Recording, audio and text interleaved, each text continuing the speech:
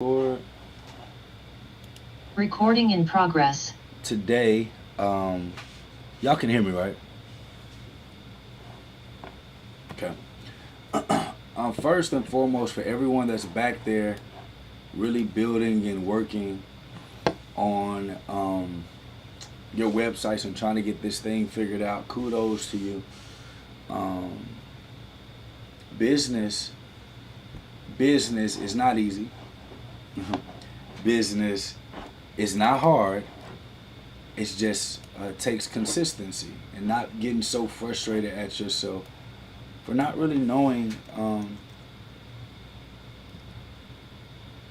for not really knowing the things that y'all feel like you should know. I think it's important for us to allow for patience. Some of us can't really be as patient because I mean we all got different financial circumstances. Um, but the longer you can kind of be patient with your success, and the longer that you can be patient with the developments that you all are developing, I think you will love the position that you're in. So today I'm going to actually be on the board a lot today because I want to show you all. I want to show you all the back end and how all of this system, if you will, was formulated. If I can't find my old video, I'll find this.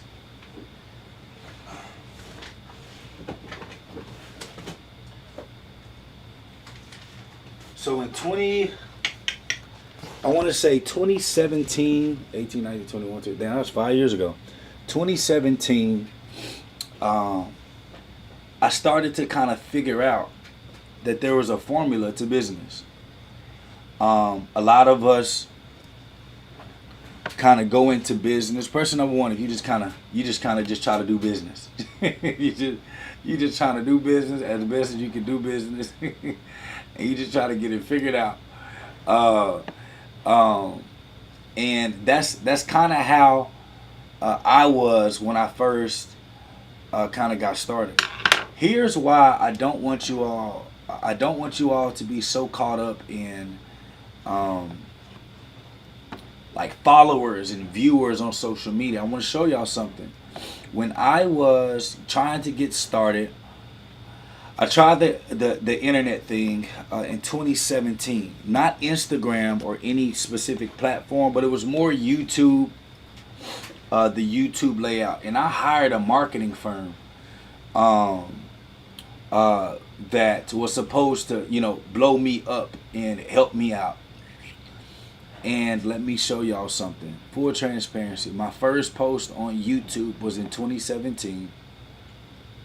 Let me share my screen. My first post on YouTube was in 2017. There's a couple of things I want y'all to look at. Y'all know I try to be as transparent as I can with you all, um, so you all can kind of learn.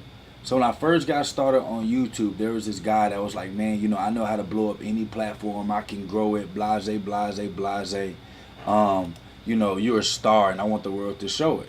And typically what happens when people begin to shoot us the moon? Yeah, it's okay to say it in the chat.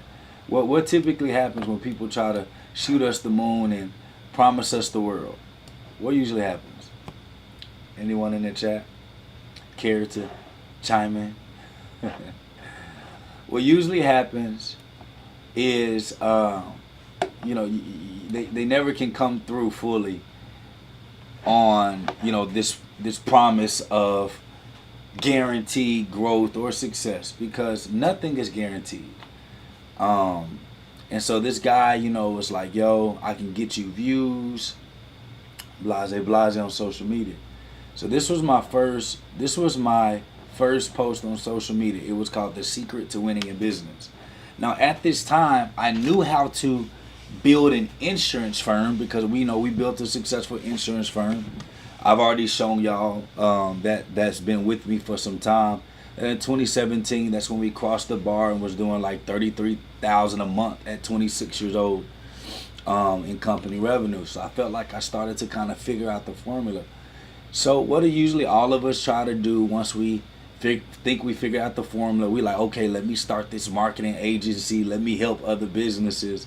But the truth is, like, I didn't even master it fully myself before I wanted to start teaching the world that I was some great savant at business. So in 2017, I started my firm.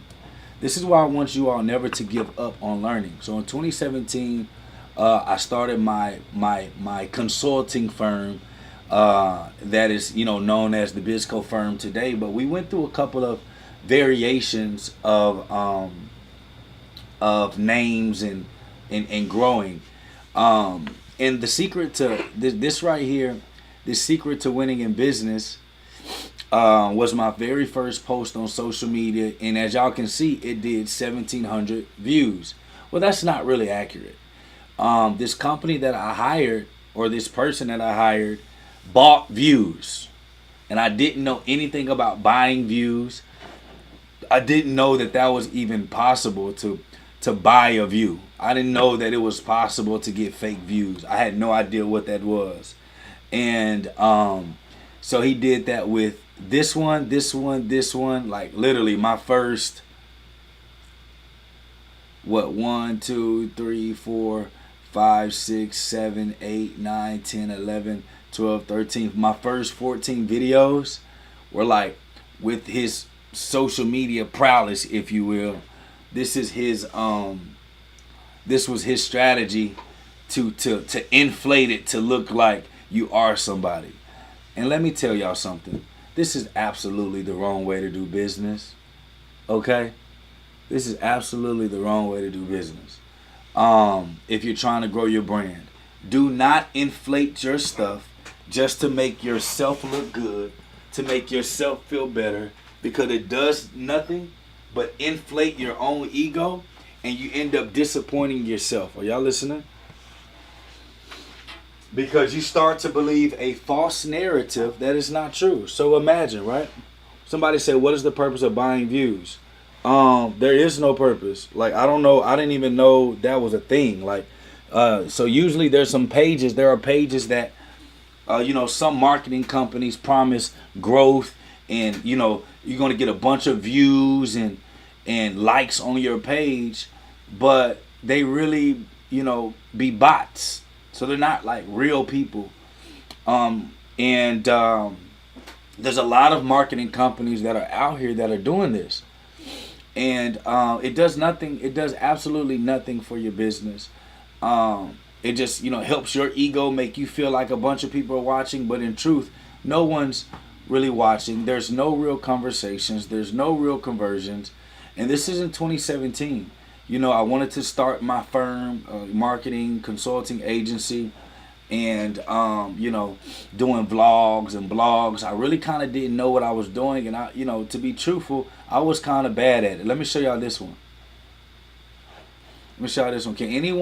Can anyone guess why I was probably wearing glasses inside of my office?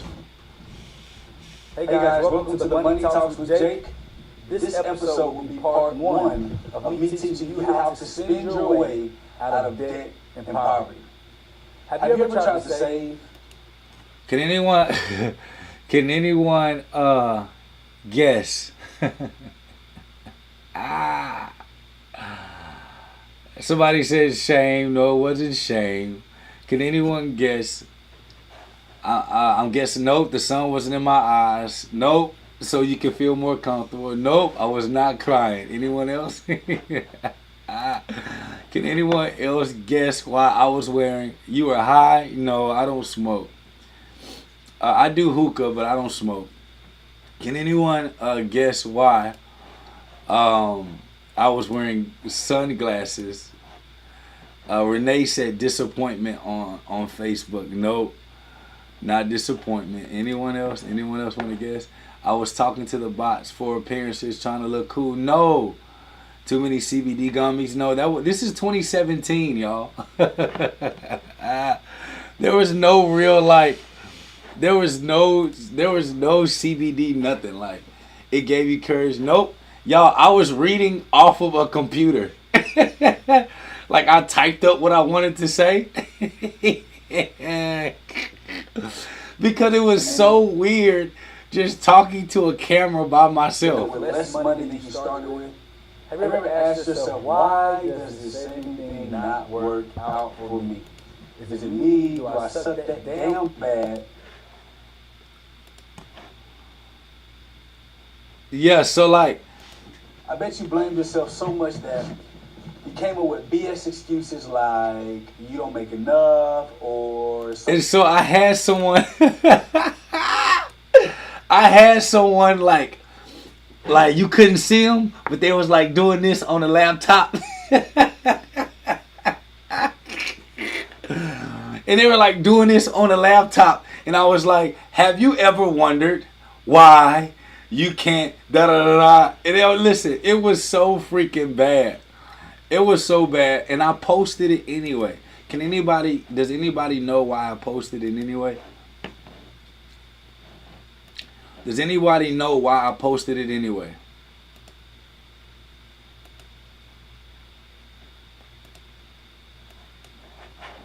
Can anyone tell me why I posted it anyway? I'll wait. Listen, that's right. Because I just needed to get started. That's it. Like in scripture it says never despise small beginnings. And some of us are so scared to get started that you never get better. You like, I look crazy. Y'all, I knew how crazy I looked with them thick old glasses sitting back like, have you ever? Like I knew, like I didn't know what to say. I didn't know how to communicate. I just knew that I needed to get started. And my initial reason for getting on social media was, I want people to know how great and grand I am. Well, that didn't pan out too well because nobody. Matter of fact, my first event I ever had was called Destiny Awaits. Let me see if I can find that. In 2017, I had an event called Destiny Awaits in 2017. Can anyone guess how many people showed up? Let me show y'all something. This is so good for y'all. Because a lot of y'all be thinking like, and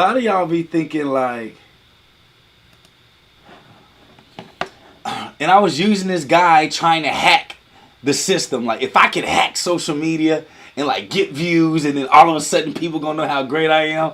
It doesn't work like that. Somebody said 50. Somebody said 7. Somebody said 15. Let me show y'all something. So this right here, this is day 1, December 23rd, 2017. Ah! And when they ask why you do it, tell them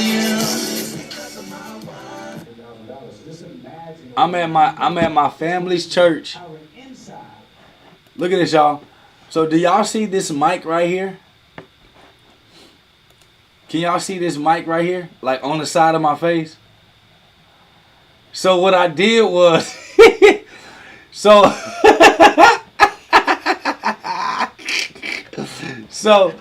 a lot of y'all like be embarrassed. Like, are you kidding me? Nobody's start could be more embarrassing than mine. So I couldn't afford cameras. Like, I had like this college student who could follow us around that was doing like free video work for us, Archie.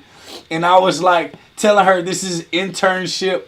I got to deal with God on this. But I told her like, after 2 years with us, we'll intern, we'll make you, salary when you graduate. I didn't have no salary really to pay like that. Like, I didn't know, like, we were making $30,000 a month, but it wasn't like all $30,000 in revenue. Like, after paying your agents, your staff, and everybody, like, you kind of had to figure it out. So I'm at the church, having this event, and I had this mic on right here, and this mic was connected to my computer, and I had the webcam at the back of the, like in the middle of the presentation, It was a webcam.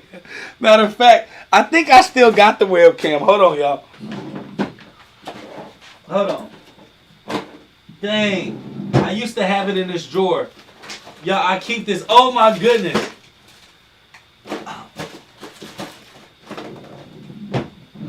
I just try. Okay, so I don't know where the original webcam is. I think I gave it to somebody in this office. But hold on, let me try to go find it real quick.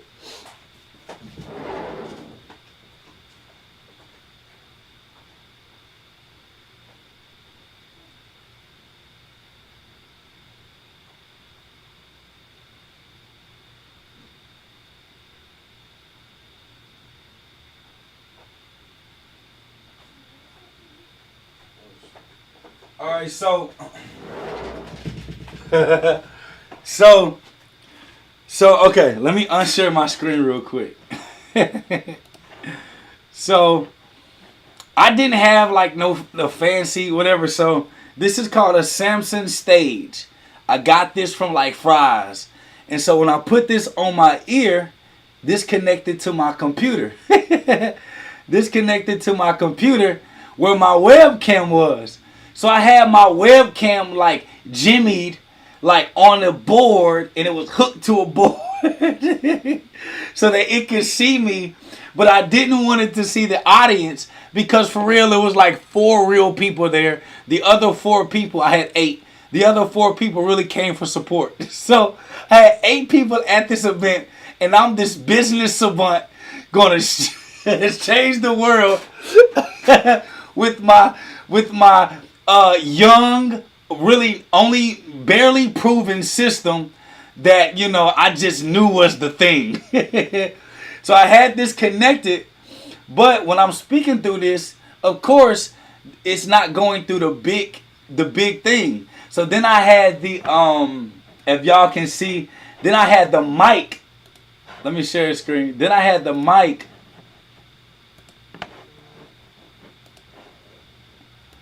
Then I had the mic right here. So I'm talking with the mic with this like side mic on my face. Go, eat up. And let's not neglect the fact that I'm a man. So I got to put my man ego on too. So I can't cry. I can't be upset. I'm faking, but when I'm by myself, I got to deal with myself. Now, hold on now. But no matter if I was by myself,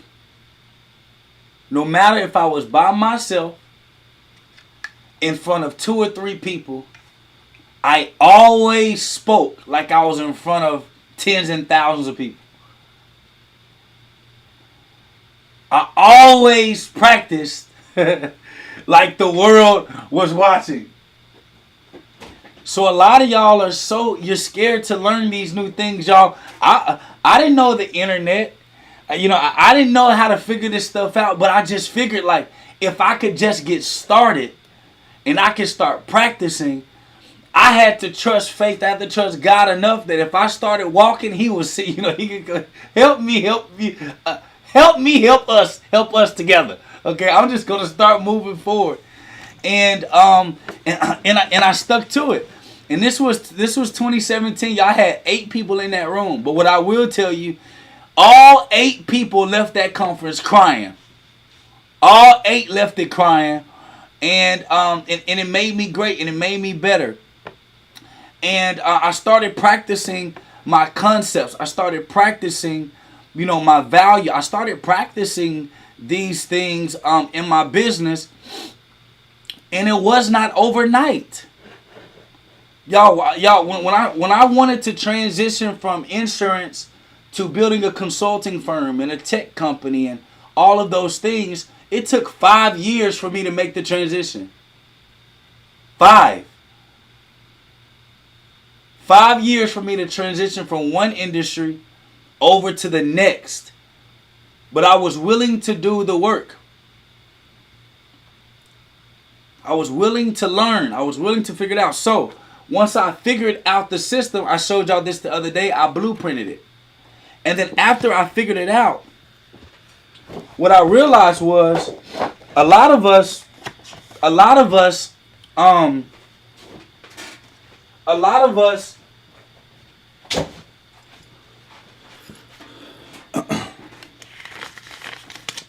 me show y'all something.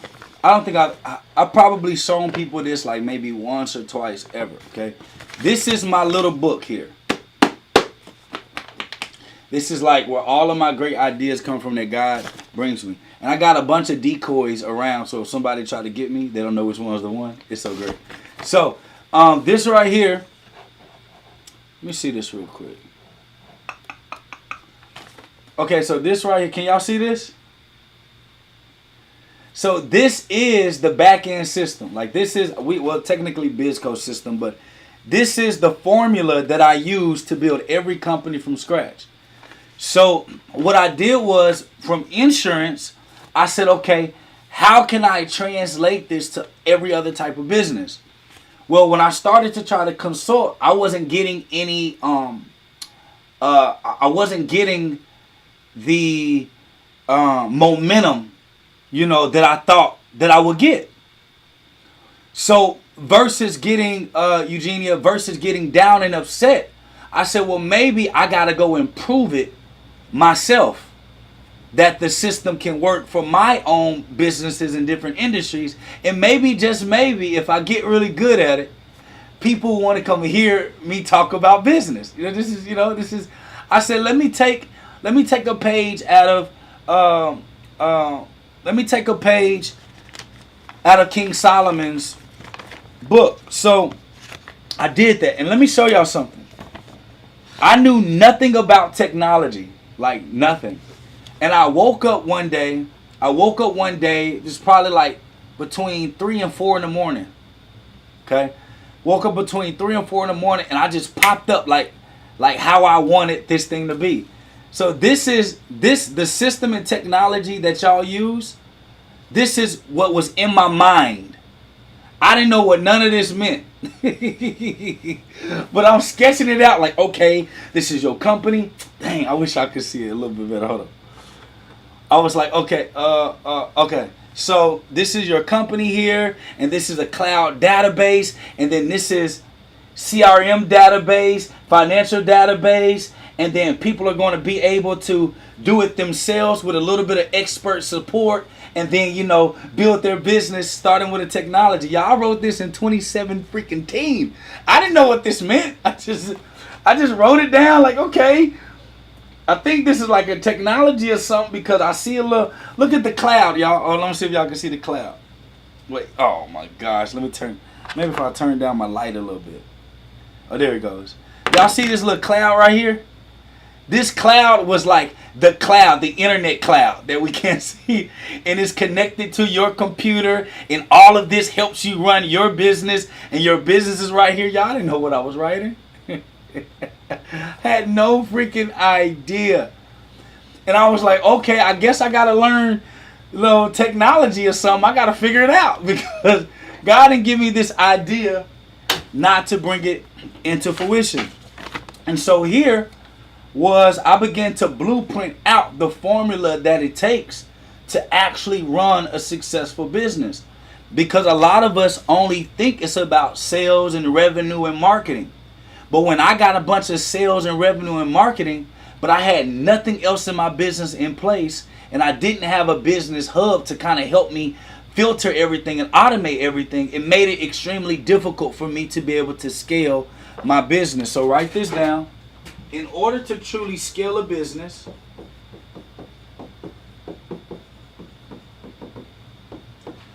you need systems and technology.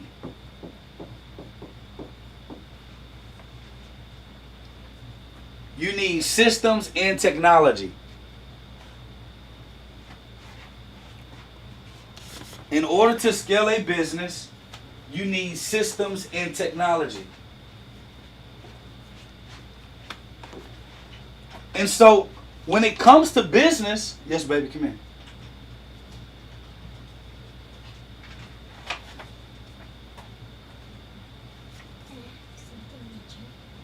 I don't think we have anything.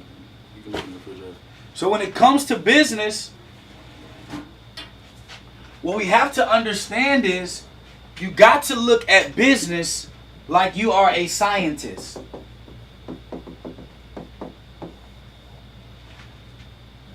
And in business, it's not about being right all the time. It's about being wrong and then figuring out why you were wrong.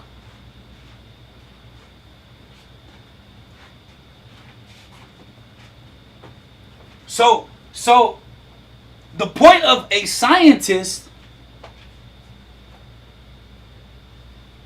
is that you're always testing,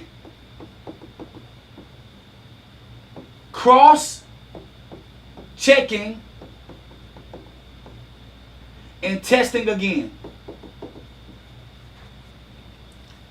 Okay? You're always doing this. So if you cannot embrace the fact that you in entrepreneurship, your job is to be a problem solver, and your job is to quickly exploit the things that you do not know, and then figure out why you don't know it, and then fix why you don't know it, and then move forward. That's life. We're all mad scientists that are trying to find what's wrong, why it's wrong, so that we can be right and then move back to being a scientist to figure out what's wrong, why it's wrong, so we can be right. So this is the constant flow of how we're supposed to look at entrepreneurship. And so, in trying to curate a system, now first and foremost, I never, not even to my executives, I never tell them every single thing that's in my mind. Reason being is because I don't want anybody to distract me on why I'm doing something. So I may try a certain industry to get a case study just to prove that the system works, and then I move on to the next thing. Okay? So when we're looking at business and you're talking about scaling it, it is absolutely about systems and technology. But you cannot develop a system if you don't break the system to figure out how far it can go. It's kind of like your body. You got to break your body in order to figure out how strong you are. So when we ask God for patience or strength, He gives us circumstances that break us down. So we figure out why we broke down, and then we work on the new strength of not making that same mistake again. And then as you grow older and as you get wiser, as you go through your business, the things that used to break you down don't break you down anymore. Not because you're smarter or not because you're wiser. It's because you learn from the failure that happened prior to. So as y'all are learning the technology and you're learning the systems, when you get frustrated, you got to ask yourself as a scientist, why am I frustrated? Because I can't get this. Why can't I get this? Because maybe I watched the training video one time and I felt like I had it, and I probably need to go watch it again and figure it out. Oh, okay, let me back up, let me cross-reference, and then let me work this thing back all over again so that I can be able to win. And no matter how old you all think that you are, entrepreneurship timeline is like this.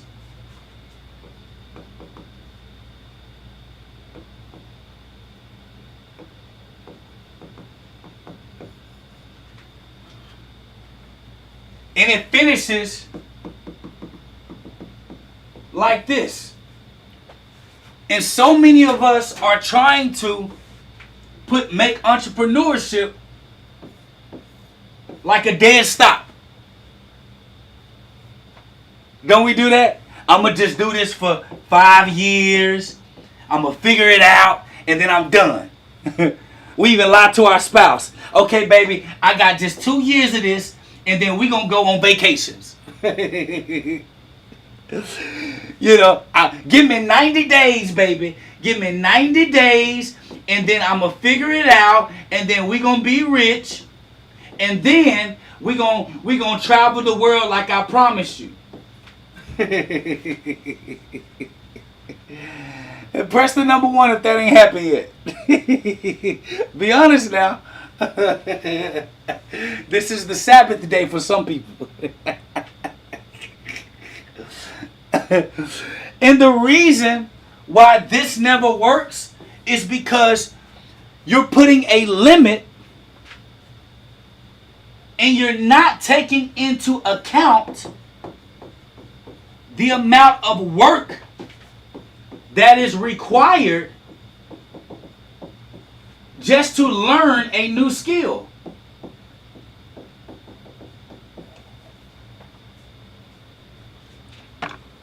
And this is why so many of us get frustrated.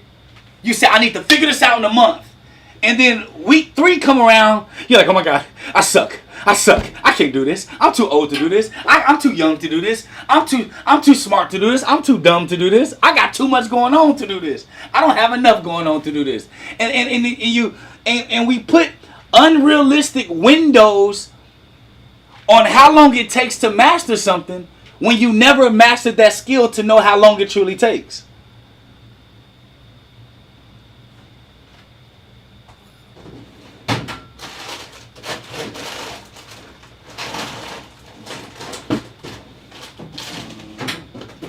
See,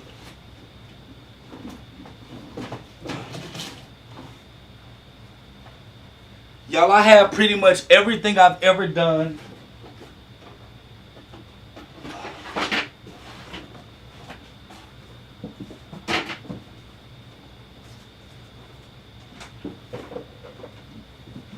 I have pretty much everything I've ever done blueprinted and written out somewhere. All my successes and failures.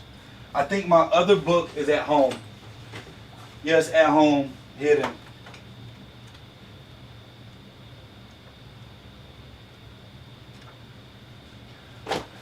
But what you're going to learn is when you put unrealistic limitations on mastering something, you actually never master anything at all.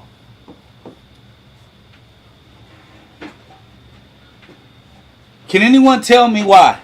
If you put unrealistic expectations on mastering something, you never master anything at all. Can anyone tell me why?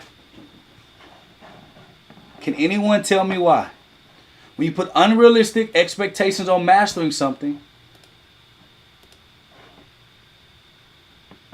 what's up, Real? You never master anything at all. Here's why. You give up before you master it. Okay. Okay, discouraging. Indigo said it's discouraging. Someone else, give me one more. That's right, Dr. Ness. What is mastery? At what point are you considered where you master something so much you never have to work on it again? Because there's always a new something that you're adding to it. So when you put unrealistic stops, psychologically, your subconscious is the highest level of godliness inside of you. So your subconscious already know you're lying to yourself. Your subconscious be like, okay, Archie, come on now. You already, we going to start off with a lie. The intention is good, but you're going to tell me we finna master this in 90 days, and the person that's been doing it 20 years is saying that they ain't mastered it yet. There's always a new evolution. But when you put a stop and start on how long you're going to give something a try or learn it or master it, you put unrealistic expectations and pressure on yourself, therefore never allowing for you to actually have an open heart and an open mind to learn and master something. Because we're trying to get to a specific result because we don't know exactly how long it actually takes to get to that result.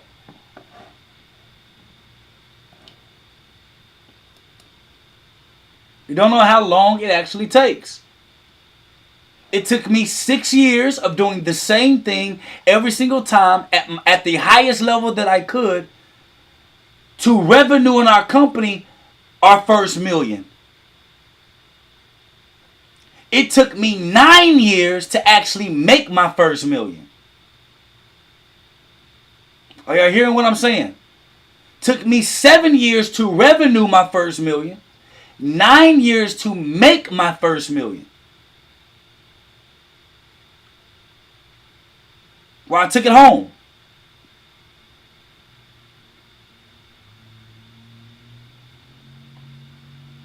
And when you look in retrospect of the time, everybody know I love the apple tree. And if you heard this before, how long does it take an apple tree, or if you're a farmer or no farmer, how long does it take an apple tree to have its first good bushel of apples? How many years?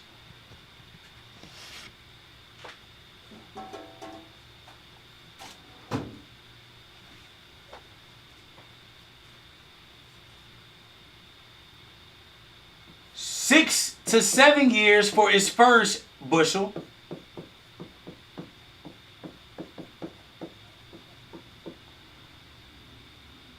8 to 10 years for the good bushel of apples. I told y'all it took me 7 years to revenue my first million and 9 years to make my first million.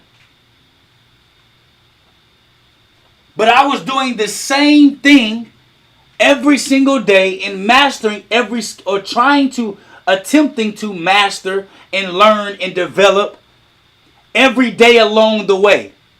But when you stop and start, that made a triangle right there. I don't want no triangle. Thank you. But when you start and stop, start and stop, start and stop, start and stop, you never get momentum.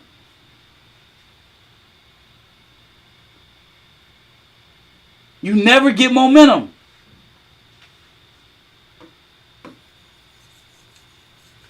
And this is why so many small business owners, when you hire marketing and consulting firms, and even though they're generating leads or revenue for you, it's still hard for you to produce because you don't understand the true time it takes to really build a significant, strong, profitable business. I know what some of y'all are saying. I don't have time to wait 7 to 9 years. Well, what you got time to do? Where you going?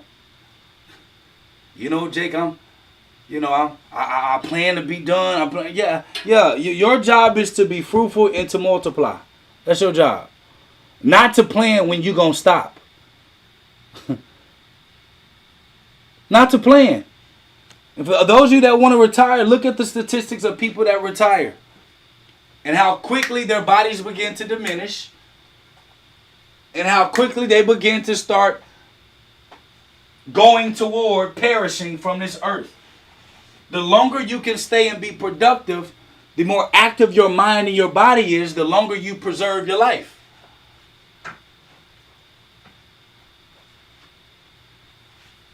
But a lot of us want to retire typically because you're just capping out. You say, I've done the best that I could, but that's not the best that you could do. You know that there's more in your tank to go and get everything you promised yourself when you was younger. There's more in your tank, whether you already made $1 million or not. Okay? So, I'm not saying that it's going to take you that long to see success, but what I am telling you is stop, don't even think about $1 million. Because we play business like the lottery. Just think about having a successful, profitable business that you're growing and you love growing every single day. This will allow for you to be able to do it. So, when it comes to your business structure or your business function, first and foremost, every business, you need a hub. You need a hub. And a hub is something that tracks your business, manages your business, markets for it,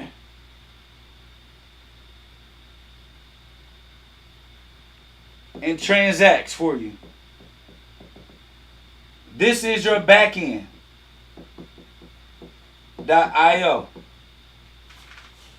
Everybody needs a hub. You gotta have a hub. And you cannot afford to ignore technology or the advancement of it. If you study history and you study business, all of the people who ignored the advances and changes of times because they felt like it will go back to the old time are everybody that got edged out of business.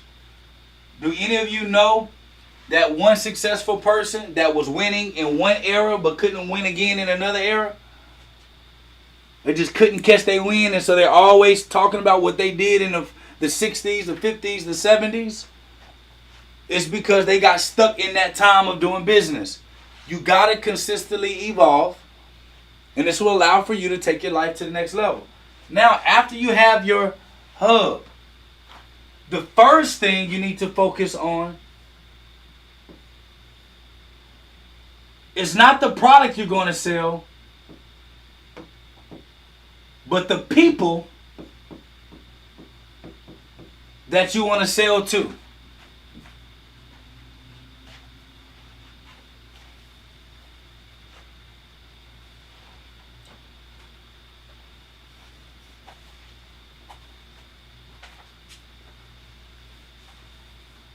The people that you want to sell to. Why?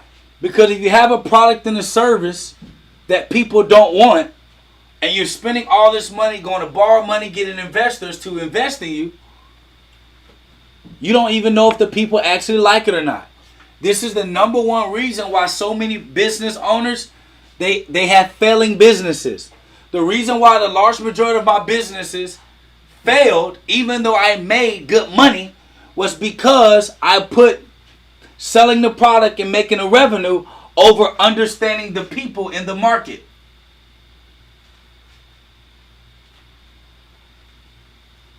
So yes, you can go make $5, $10, $20, $30,000. Absolutely.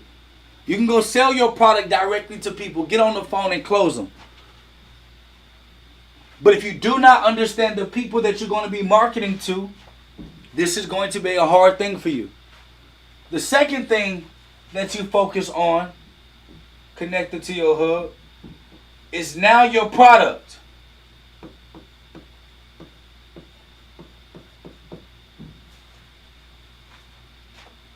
Now, what product am I going to deliver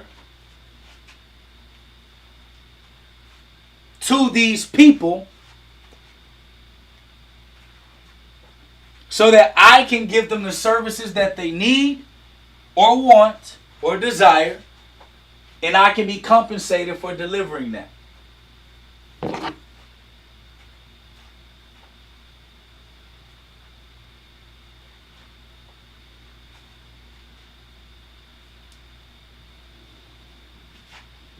Are y'all following me?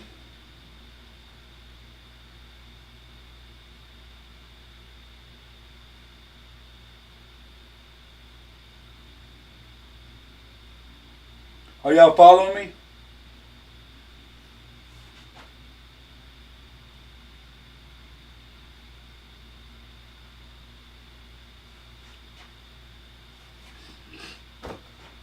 We're going to dive into all of this. Why is your hub important? Your hub, your Baknd.io, is one of the most important pieces of your business. It tracks everything from potential customers to current customers, schedules appointments for you, manages your sales, lets you know the top products that are being sold so you can pay attention to the main thing. It lets you know who is opening up your emails, who are not opening up your emails, if your emails or communication is working, and it helps you automate your business. But I don't care what anybody tells you. It is people first, results second. Anytime you put results before people, your business will emphatically 100% die. I know some of this sounds mundane to some of you, but it's the simple things that win, not the complex. Now, there's complexities in the simple, but when you understand it from a simple construct, it's easier to break down the things that are complex. Okay? From people to product, now comes process.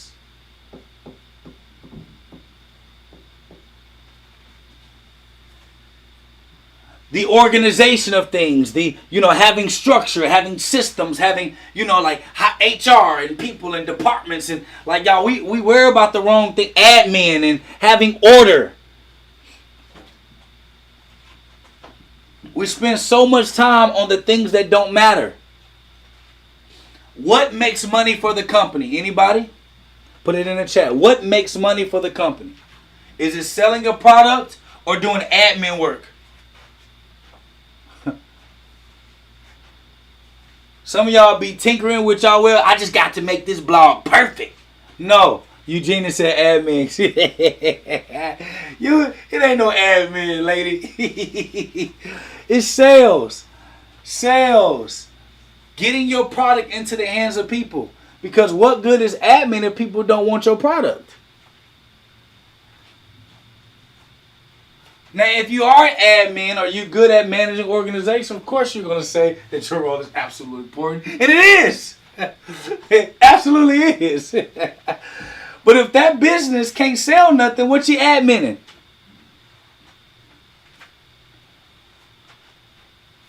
If nobody wants the service, there's nothing to organize. And then the last part of your wheel is the perception of your brand. A lot of us try to worry about colors and logos and names. Ooh, I'm finna hit them with my social media like this.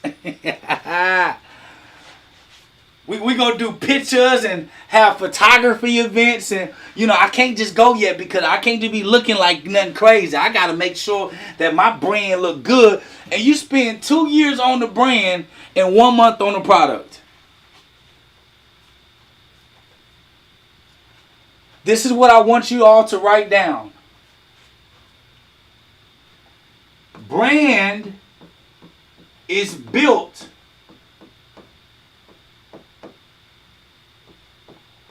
from the quality of your product and the minds of your customer. Brand is built from the quality of your product and the mind of your customer.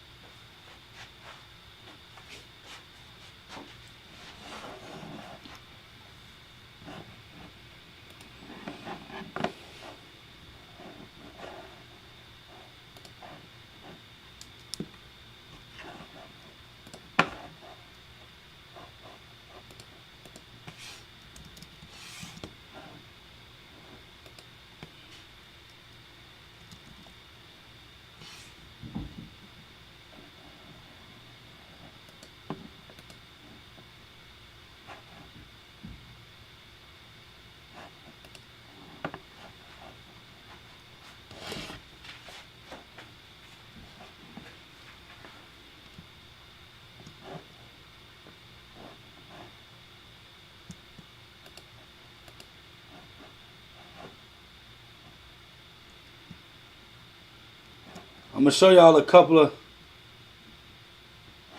show y'all something real quick. My friend Justin Owens. I'm going to show y'all his screen. Let me share my screen.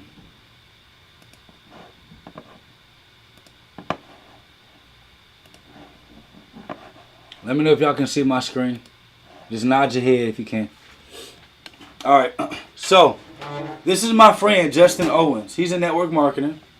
He's really good at what he does. But he's my, okay, I wouldn't call him my friend. He's a strong associate. We have respect for each other. So, he was talking about that most people don't know that there's profit in the pivot. In fact, many great companies that we recognize today have pivoted. Here's a couple of examples. Nintendo launched back in 1889. Y'all know the Nintendo game? They started and their focus was playing cards. Not the Nintendo. Not the game system. Sony was founded in 1946. Its first product was an electric rice cooker. Electric rice cooker. Not the Sony that we know. The TVs and the phones and the iPads and the no. This was their first product. It's a point that I'm getting to. Nike was first founded in 1964. It wasn't Nike at first. It was called Blue Ribbon Sports. And it imported Japanese track shoes and put their own brand on it. Kind of like a white label. Y'all remember we talked about that?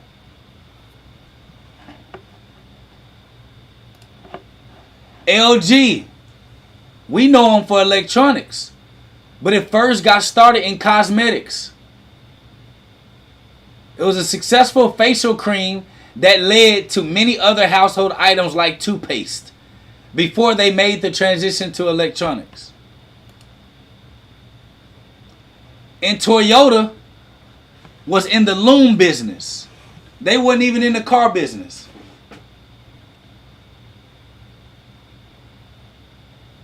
But everyone knows them for transportation now, right? Can anyone put in the chat, what does that mean to you? That's right, Musey. Amazon started only selling books out of a garage. Amazon just wanted to be the largest book store on the internet.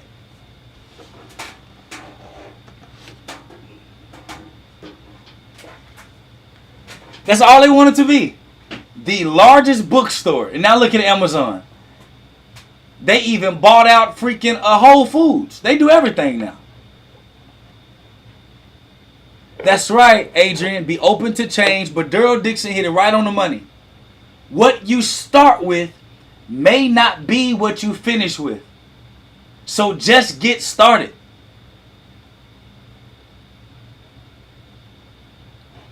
So it goes back to my point.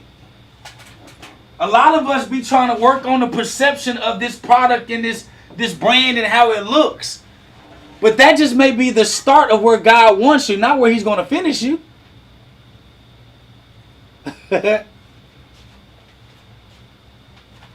So this part doesn't matter as much as these other three parts. Now, perception matters. It's how people perceive your product, your brand, or your service. But they can't get to the perception before all the other three elements. Are y'all following me?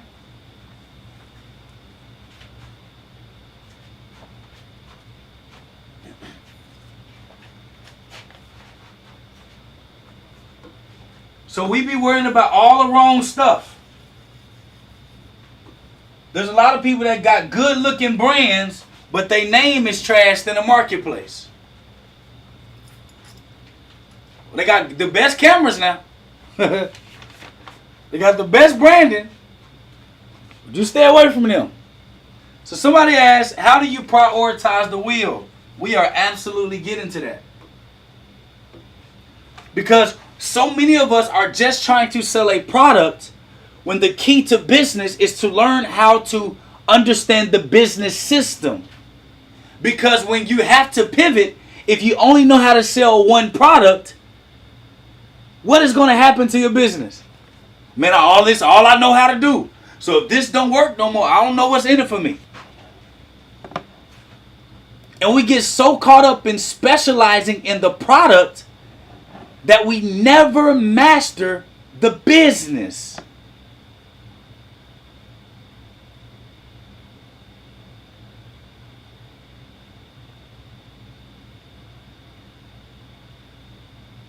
We never master the business. Somebody said, how do you get the customer to pivot with you? Tracy said that it's not about them pivoting with you. It's about you pivoting and they follow if they find value.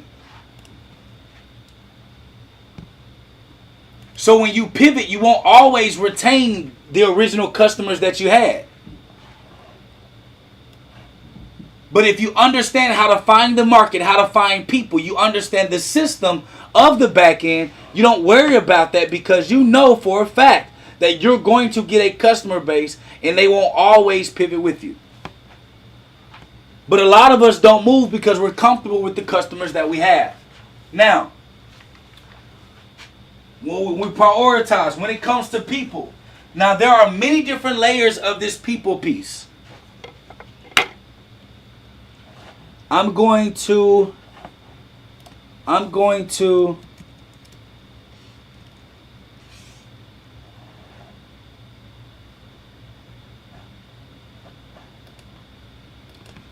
there's many different layers to the people piece, okay?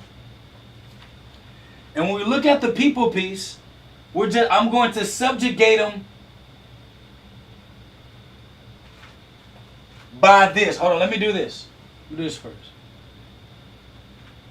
So when you're looking at your business, a lot of us put our product in the middle and you circle everything around the product. Or we put ourselves in the middle and we circle everything around ourselves. But it's really around your system and your technology. That's the middle of your business. That's why we got the hub in red. Y'all see that? That's why the hub is in red. That's where your technology and your systems are. Your automation and blah, blah, blah. Okay, now, the type of people that you're trying to market to will influence the type of product that you're going to sell or offer. The type of product that you sell and offer will determine the processes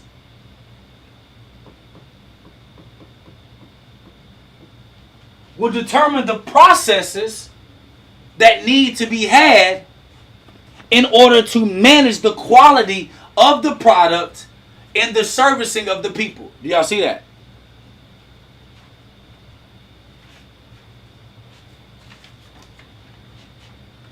Then how great your process and your systems are will influence the perception that people have of your business. And a lot of us fail to realize that perception is not how you see your product, it's how people see your product.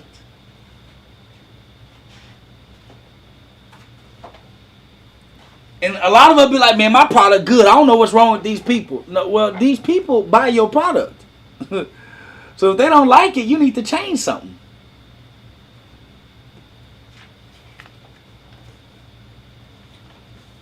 And then based on the perception of the process and the product, it will influence how the people will continue to support you. Do y'all see this cycle of how each of these pieces influence the other? Adrian said, doesn't the product also influence the type of people to whom you market? Well, you would have already determined that when you looked at the people. I'm gonna show you that in a second, okay?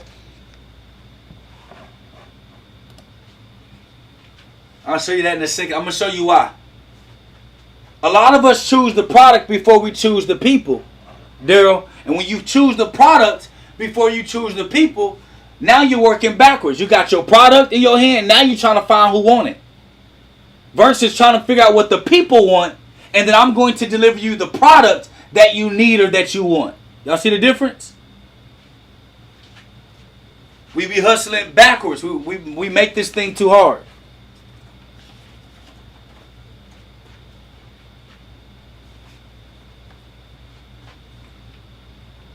And then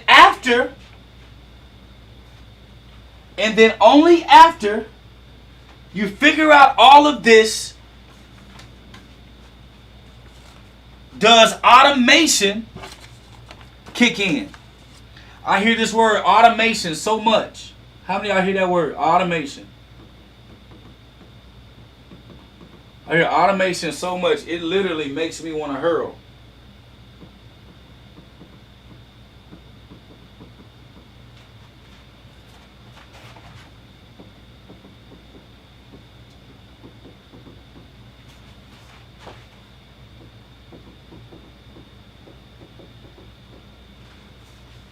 Everybody want to automate and leave bad built, ran businesses. You're like, shoot, yeah, I'm making $100,000 a year. Let me figure out how I can automate this thing, so I can make this money in my sleep. Automation now happens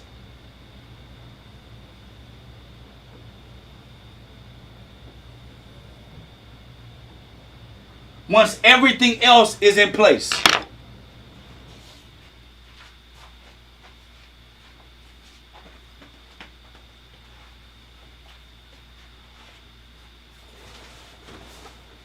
And automation is both through people and technology. I'm going to give y'all something that I hope y'all write down, I hope y'all take in, and I hope y'all take this to heart. Hope y'all understand this. People move processes. I hope I spelled that right. Processes move systems, and systems move businesses.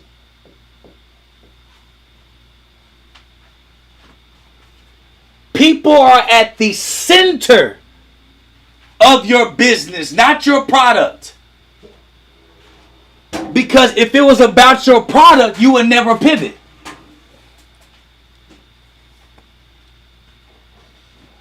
Girl, they hit me all the time. Jake, why you don't want to talk about private banking no more? You the one who started it. You the founder. You brought it to the internet. They want to no. Why would I want to keep talking about something that everybody now is a guru at? I've already penetrated the market. I've already set the pace. I've already exposed private banking at the highest level. I'm going to show it again. At the highest level. Now there are more people competing in the space that I started. Why would I stay in and compete? I'm going to pivot. So we just created a technology that now all them people that's teaching private banking, they can use our technology.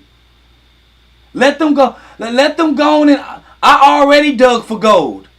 Now everybody want to move to the Wild Wild West. I'm gonna point to you where it is. I'm gonna hand you your shovel and your helmet. Go on and get it.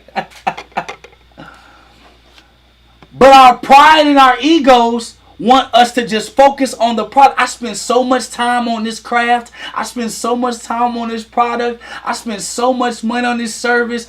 I'm gonna keep fighting it out. Girl, boy, it's time to move on. Like Jonathan Reynolds say, I'm moving on. Okay, so, but it's all based on who, y'all? People. I don't care how much money we make as a company. My team know I don't give a doggone it how they feel about how much money we making. If I am reading the market and I'm reading the people, we will pivot.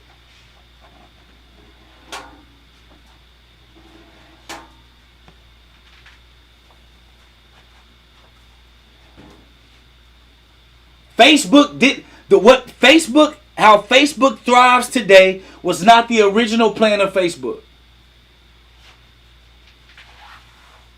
How Amazon operates today was not the original plan of Amazon. How Apple operates today was not the original plan of Apple.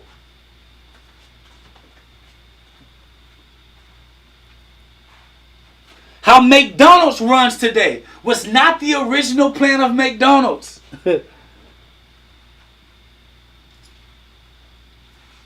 But when you read the market, you make your company better. But you can't make your company better if you're only thinking about sales and marketing and revenue. That's what makes people one-hit wonders in business. You did that $10,000 in a month, you can't do it no more. You did the $1 million in a year, you can't do it no more. You did the $10 million in a year, you don't know how to do it again because you didn't have a system to do it. You just marketed a hot product based on the trend of people being interested. What happens when they're no longer interested? How do you pivot? Y'all, if it makes sense, BizCo, we may be a hair company in 10 years. I don't give a doggone rat. Okay? We're gonna pivot how we need to pivot as a company. Okay? Especially if I start balding, y'all already know. I'm sure I'm about to be selling me some hair tea like I used to back in the day with no hair. I had hair selling hair tea. It was crazy. So now let's focus on people. Let's focus on people. Let's focus on people.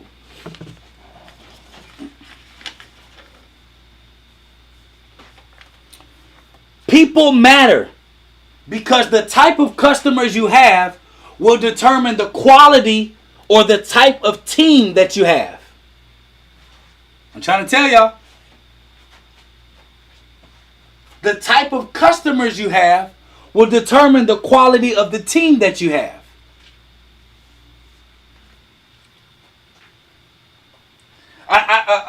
The best example I can give is in the church, y'all. Sorry, y'all know I'll be bringing stuff up. So if the majority of the church's audience are families that are in their 40s and 50s, married with children, the type of team that's going to partner with the leaders of the church are who? You're not going to get young, vibrant, you're going to get 40s, 50s, married. The progression of the church may be a little bit slower because that's your market.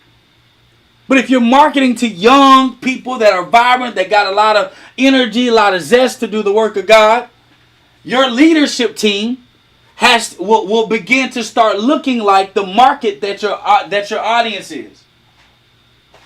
And when the team don't fit the market, it don't add up. When the market don't fit the team, it don't add up. So if you want a diverse market, your team got to be diverse. Do y'all see how this works? It's all around people.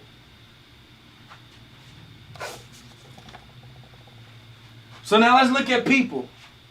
We're going to go target market.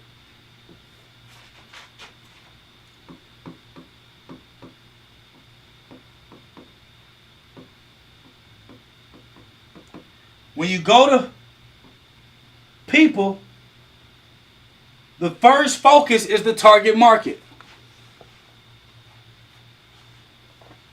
I'm probably going to write it. This is not how I wrote it in my notes, but I'm going to write it so y'all can write it, so y'all can read it.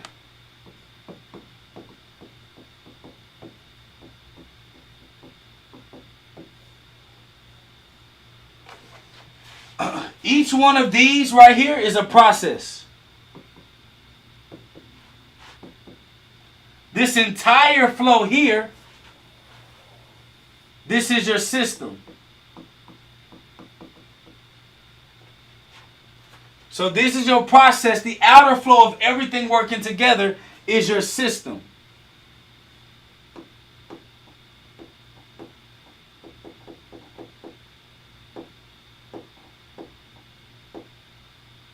So target market, people.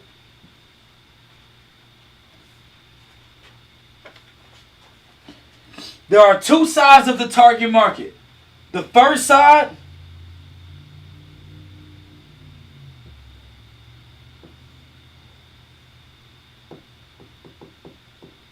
are your clients.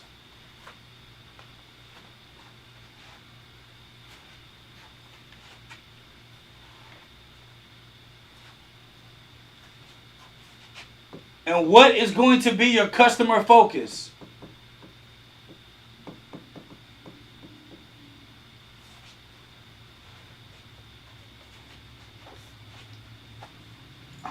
When people sell products and services, we sell products and services backwards. Would any of you ever go and pioneer a new area that you've never been before without trying to scout the area, map the area, or kind of know what's in that space? Would anybody ever do that? Would you ever be like, shoot, I don't know, I ain't never been there before, I don't know what's going on, I'm just going to close my eyes and land in the middle of this unknown place and figure it out along the way? Would anybody feel comfortable doing that? The answer is no. The reason why we would not feel comfortable doing that is because it naturally does not make sense. But in business, we absolutely do that, don't we? We don't know who our competitors are. We don't know if people actually like it. We don't know how to find them. We don't know nothing.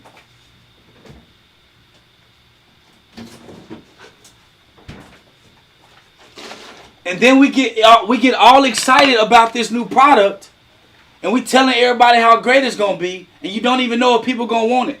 So we let ourselves down in business.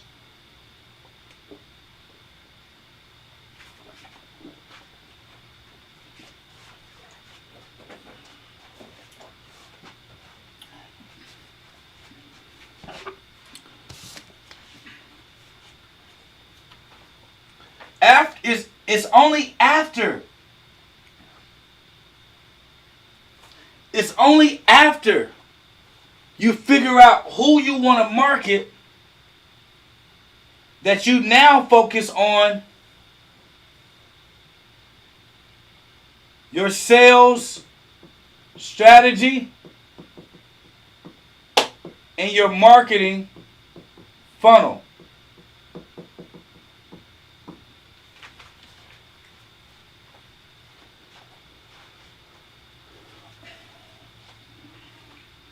I'm a firm believer that a lot of us fail in business because we don't get the proper training prior to. So we have to learn on the fly, which slow down our ability to actually win in business.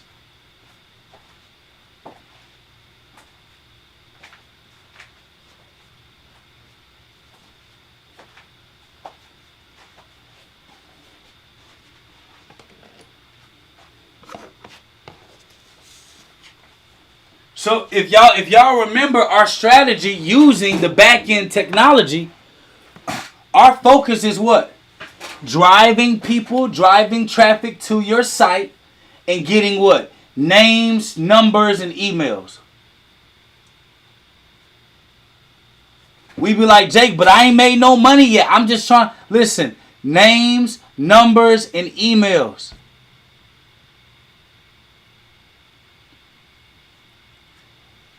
Give them a taste of what your abilities are, whether you're a coach, a product, or a service. Name, number, and email.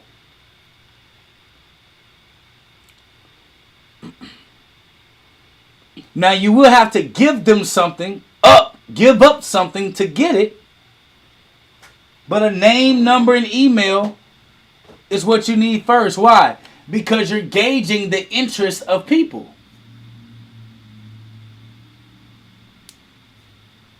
So versus going out there and selling in the wild, wild west, why not attract the people you want. So if you're good at admin and you're building a VA company or an admin or an operations company or something, let's say you're admin, you're helping startup entrepreneurs be able to have affordable support, where you handle all of their back end for them, like as an admin or operations for a small business, right? Say you do that. You may have a class or a book or some type of giveaway, a free consultation or something where you can be able to start a free strategy session where you can start attracting people's names, numbers, and emails to figure out if they're interested in what you have. That's why we have the blog.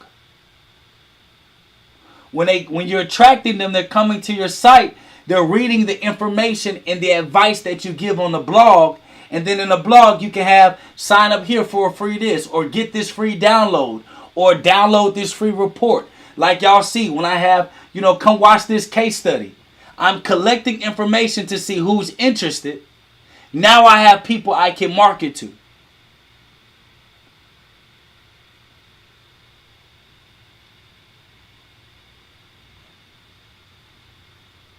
So a lot of us work harder in business because we're trying to sow and reap at the same time.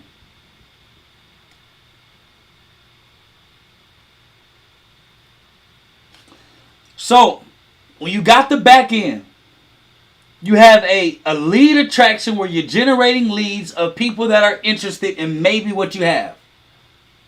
That's why so many people have free consultations or free strategy session or a trial product.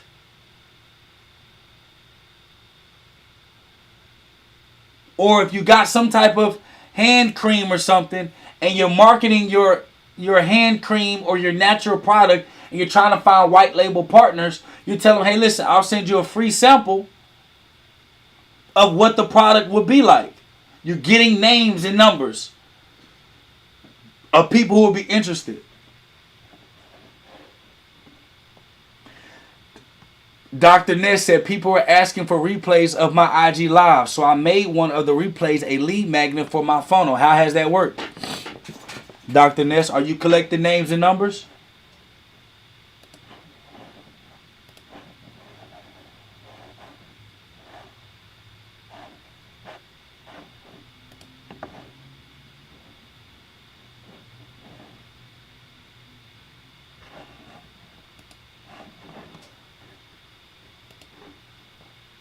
She haven't published it yet, but you will. But guess what you didn't do, Dr. Ness? You didn't just take the on your own will and post it. The interest of the people told you what they wanted. So then you gave them a piece of what they wanted as a lead magnet. Y'all, every single product I've ever created has been because the people wanted that and we had the ability to deliver it. But it wasn't just one or two people. It was a gang of people that say, no, we need this, we want this from you. So then we deliver that product that they want. So it's easier for us to make money quickly because we build up the anticipation of that new product release or to know that, that this is something that they want.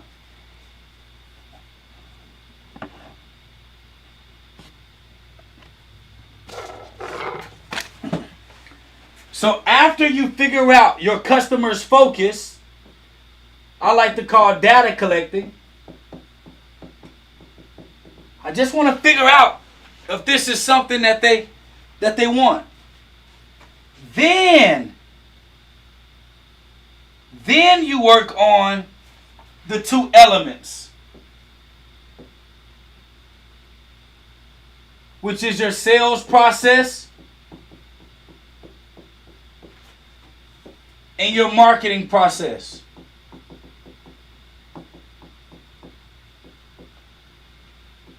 Marketing and sales are two different things.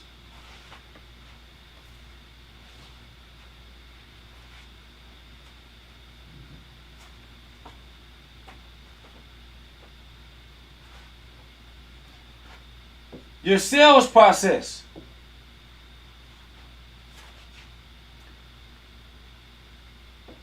How do you greet the lead? How do you greet them? How do you qualify them?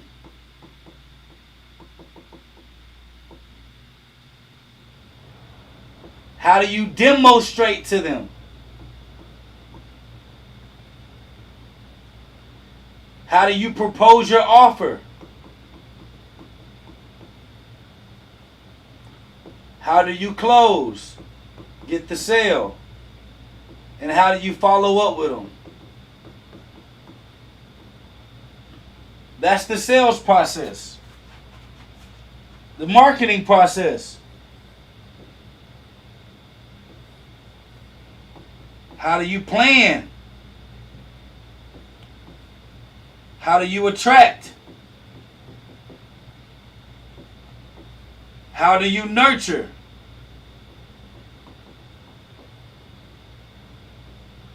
How do you start the converting process? And how do you keep them engaged so that you can start greeting them and working them through that process? Yeah, absolutely. You can screenshot.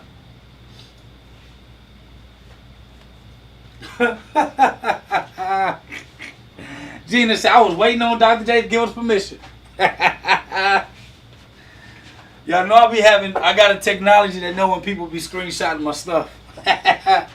So when they steal it, I know exactly who they are. Woo.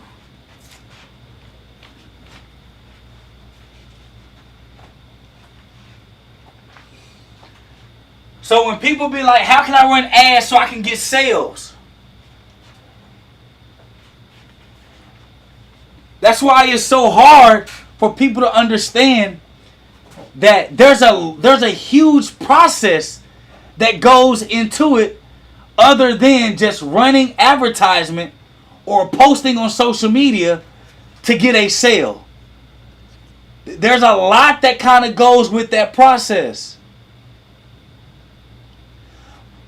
But when we don't want to understand the process because we only want the result, you're going to be at the mercy of the result.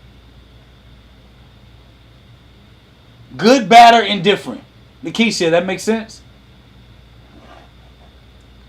So that's why if we understand the process, Daryl and Sam, if you understand the process, you can always configure and tweak something. For an example, if I'm not getting enough people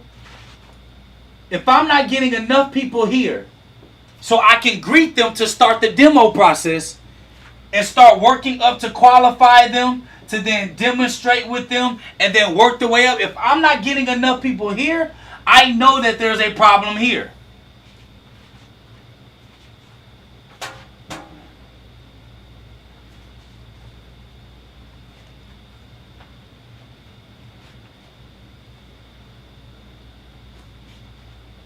And if I'm getting a lot of people here, but I'm not getting them to the point to where they want to have a call with me or they want to demonstrate with me, I know that maybe it's my data. My data's wrong. So maybe I got to configure here. I told you, entrepreneurship is about being a scientist.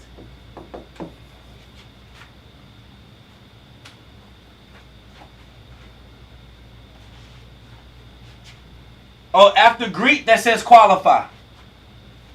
Ashley, now you know my handwriting be a little bit, you know what I mean? Leave me alone.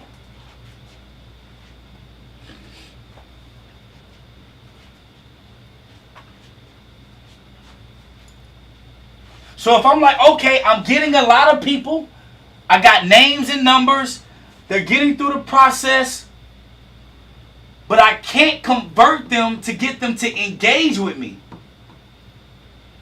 Okay, then what's going on? There is something going on here. Maybe the way I'm attracting them is not giving them vibes to convert and engage. So maybe I got to change how I'm attracting them. But a lot of people online, what they telling you? All you got, just post on social media, no offense. Just run some Facebook ads, no offense. And that'll solve your issue. And it's a little bit more of playing the science game. Now, this is only overwhelming if you're not trying to actually learn why things are the way that they are. That's it. Try to understand why. Person number one, if y'all understand what I'm saying.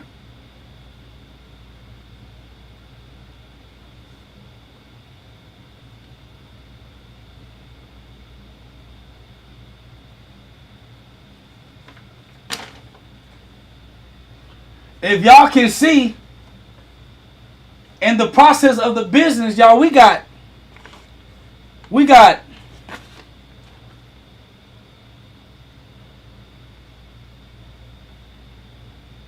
hold on, let me see.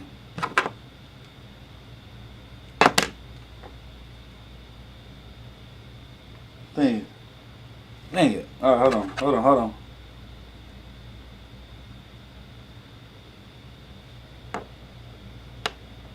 Shoot. Okay. If y'all can see,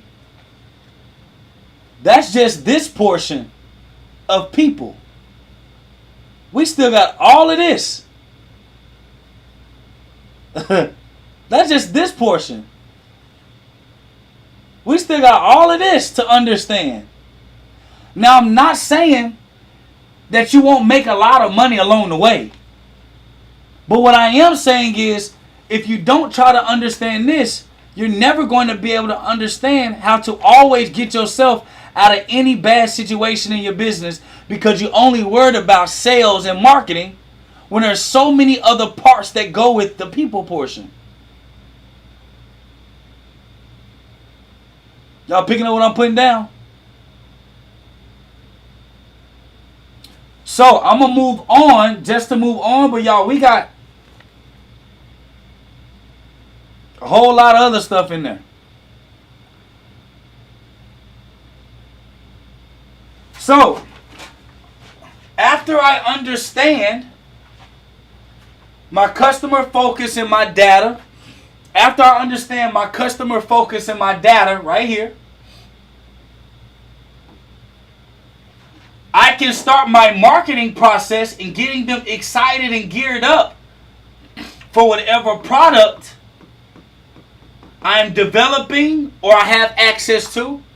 So when the process of engaging them and converting them to greet them, I'm ready for that next phase. Now, when it comes to your product,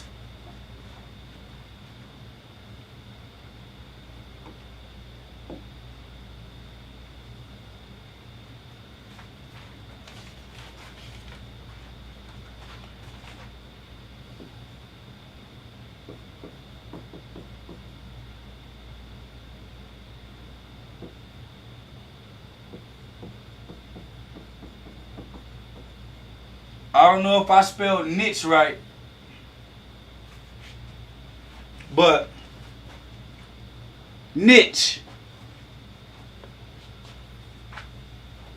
A niche is a specialty. I know so many of us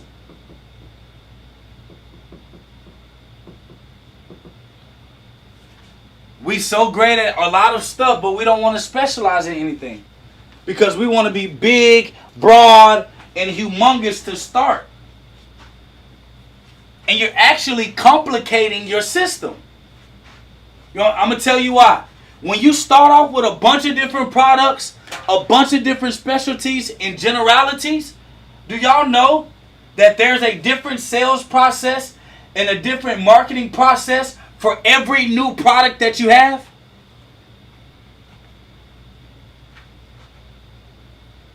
Did y'all know that? Every time you create a new product, there's a new sales process and a new marketing process that's not the same as the product that you have already. So we complicate our business model by trying to do too much too soon.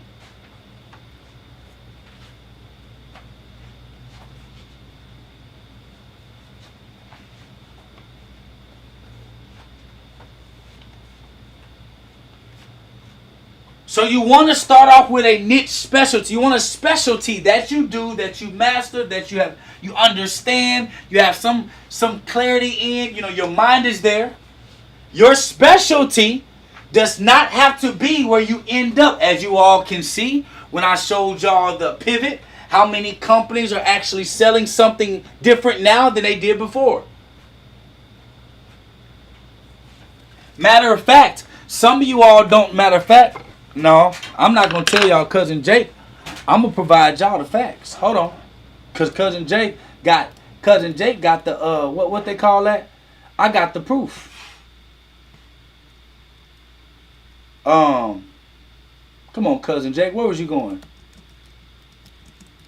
Woke up this morning with my mind.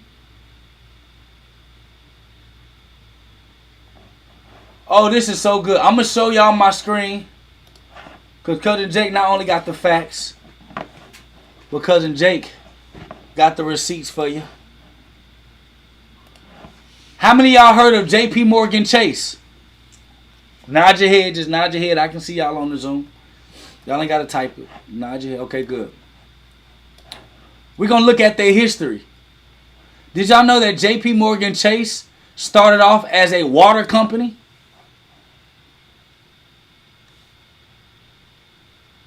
Oh, yeah.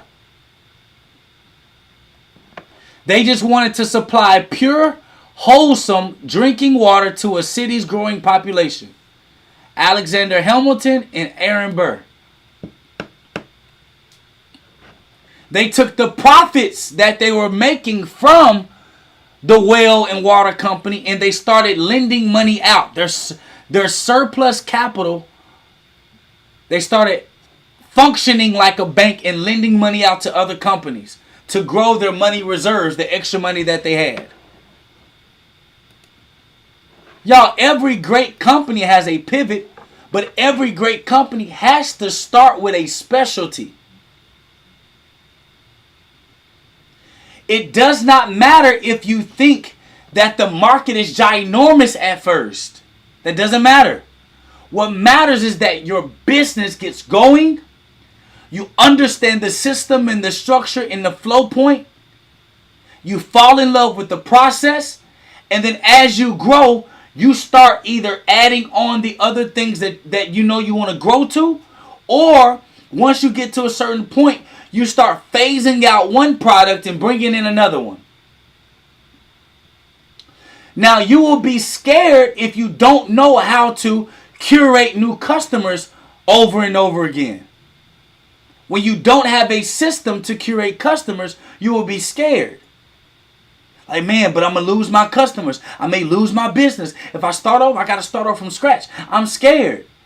Well, that's because you don't know your system. But once you understand the back-end system, you're never going to be scared to pivot because you know there's a formula to launching anything. So as one specialty is grooming and booming, you're testing another one. Here's the funny part. A lot of y'all didn't even know. Some of y'all maybe did, but the majority of you didn't know. For 2 years, we were testing our tech product. For 2 years. Some of y'all seen the BizCode, formerly known BizCode Builder, now Baknd.io. Some of y'all kind of seen us talking about it, but kind of not really, because we wanted to see what the natural interest would be of that product. We developed the tension and excitement around it. We keep tinkering it, getting test group to kind of test it, to fill it out. And then we fully commit to being a full tech company 2 years later, but it's been active for 2 years. Do y'all see the flow? So we actively practice what we're teaching, like what we teach in the board. That's why you got to be careful.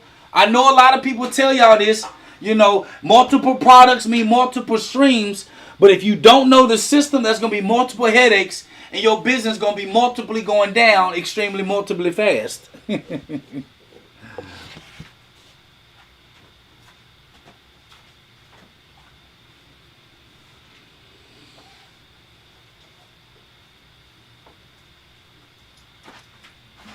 So, and I'm going to show, y'all know I like to give y'all real case studies, okay? So I'm definitely going to show y'all a real case study.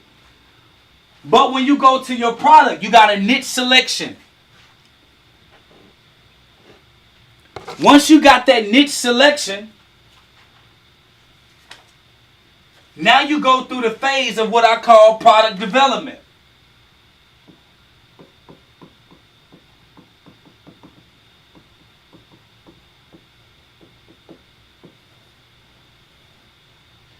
Now, product development and product creation are two different things. Product development and product creation are two different things.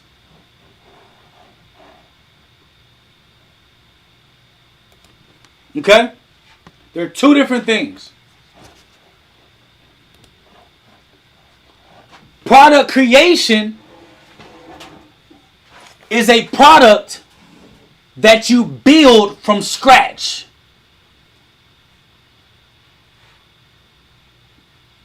You know, that's the, I got an idea, I need a tech, I need somebody to build it, I need somebody to grow it. You know, we go through that phase, okay? Product development is when you take something that already exists, you make it different in the marketplace, and you provide that solution to the market, but it's not anything that's new.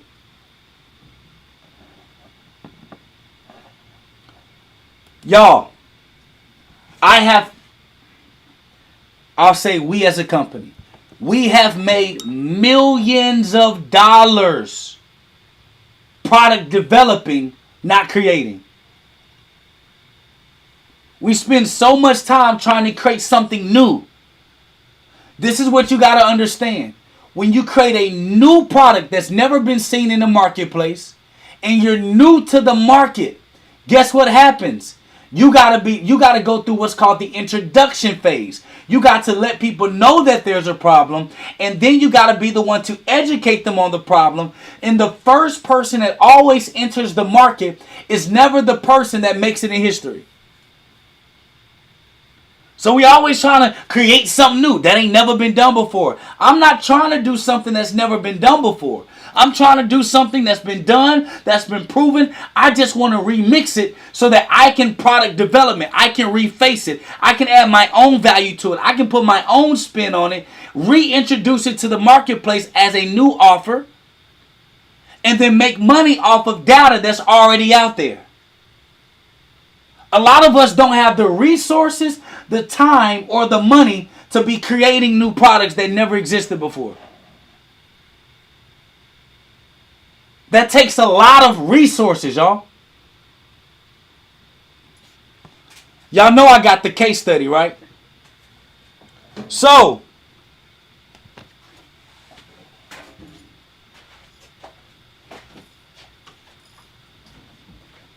I am not the creator of the concept private banking, but I am the initiator. Jake, what you mean? Nelson Nash created the concept of infinite banking. I call it private banking. He called it infinite banking. He's the creator of this concept. Y'all see this book? Very thin. That's Nelson. All weird, hard words like talking about foresting. Like, we don't know nothing about that. Insurance terms and financial terms. Most of us just still trying to for real comprehend and read good, let alone use big financial words that we don't understand. But because he was first to the market, he had to open up the market and educate it. So he didn't get to maximize on the market as much as other people are because he was the creator of the concept. Are y'all understanding me? I took a concept that was already existing, that wasn't being marketed to us correctly, that wasn't being educated to us correctly, that wasn't being introduced to us correctly. I took all of the data of his mistakes and I made my own curriculum, as y'all can see, is a lot bigger.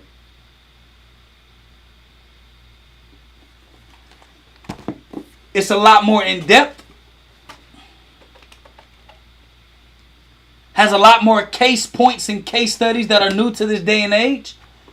And this went to over 22 countries. More than 10,000 people have read my content or have went through my course. Now everybody's a private banking specialist guru. Now I wasn't the inventor, but I was the initiator. I took something that already existed, I product developed it, and I created two curriculums. That transcended the industry.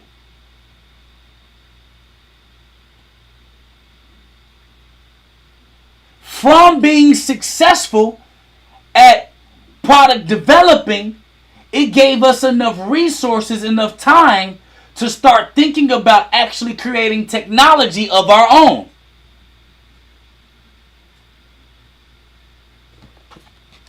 Are y'all understanding me? Okay, I'm about to name 3 black billionaires. Do y'all know who Oprah is?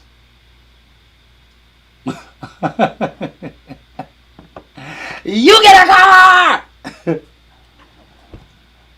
Oprah has her own network, correct?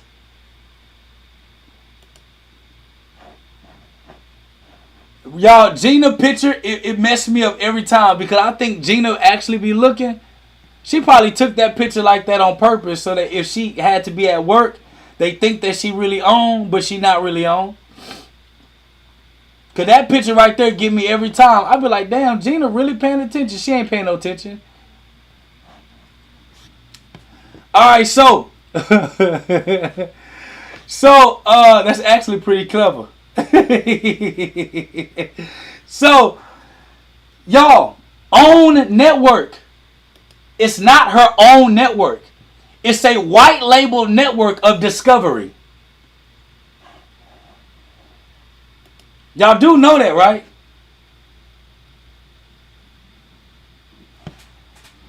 Oprah does not have her own distribution, her own production houses.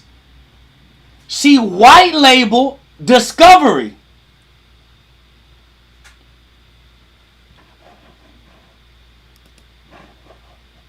She white labeled discovery.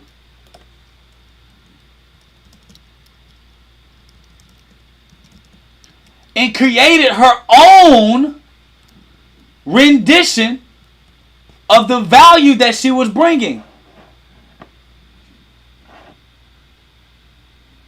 Oh, y'all think Cousin Jake lying? No, Cousin Jake, y'all know I bring the stats and the facts. Because truly successful people, we're not trying to reinvent the wheel. I just want to ride that thing. Let's look at what it says here. OWN is on Discovery Plus. Oprah Winfrey Network is an American multinational basic cable channel jointly owned by who?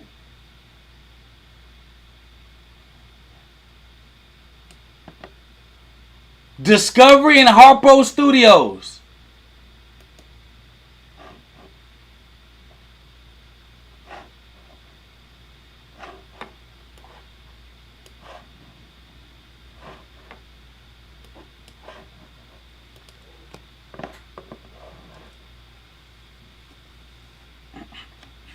I think Tyler Perry absolutely outright owns his, but that's why his resources are low. He don't have that much in resources.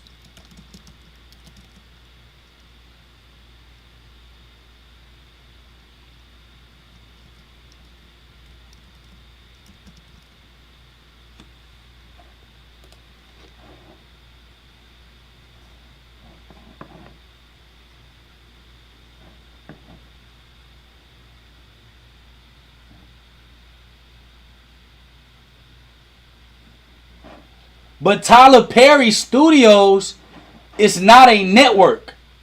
Y'all do know that, right? OWN Network is a network. Tyler Perry Studios is just a studio house that produces movies and shows for networks. Those are two different concepts. Oprah has her own distribution channel on Discovery.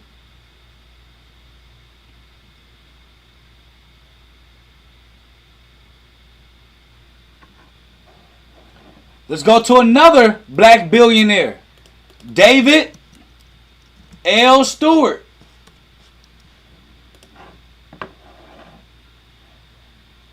Give y'all a history lesson today. Sam said Dr. Jake got the facts.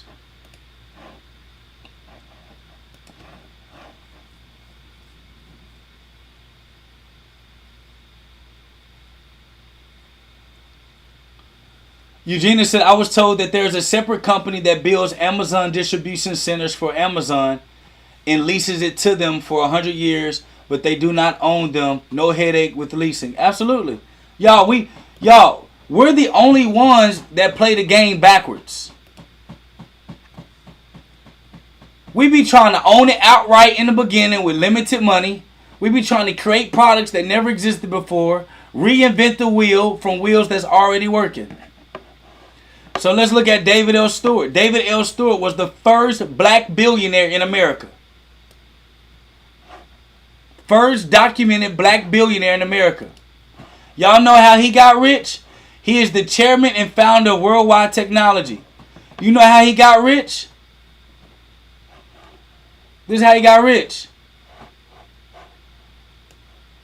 He was distributing, almost like an ambassador, for large tech companies like Oracle, Microsoft, and all those things. And he he created a system where he was implementing this technology as a solutions company to big governmental agencies. So all he did was become a technology distributor, got technology from other people, marketed Worldwide Technology as a distributor, consulted these companies, and then gave them and implemented and installed the technology of these big brands, and then consulted those customers or clients ongoing in perpetuity on the technology that they implemented, because the company didn't have time to learn all these new technologies. So then, from being a distributor of other technologies, built his own name on top of it. All he did was become a licensed affiliate. That's all it was. He got paid for selling someone else's product and implementing the product, and then managing someone else's solution by getting certified by these companies to install their products. Only when he began to start making loads and loads of capital did he then create a technology he built from scratch that communicates with all the technologies that he distributes. So now people need his technology to be the communicator in between all of the technologies being used. But he became a billionaire by pretty much white labeling a business structure that depended on everyone else that already completed it. Are y'all catching the theme here? Robert F. Stewart, another black billionaire.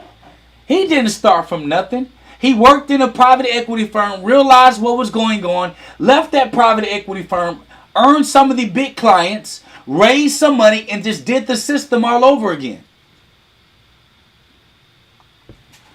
But when we try to recreate the system and don't learn the system versus learning the system, we want to recreate it to make it easier for us, simpler for us, But not realizing when you learn the system, you can go and duplicate any result after you begin to start understanding it and mastering it.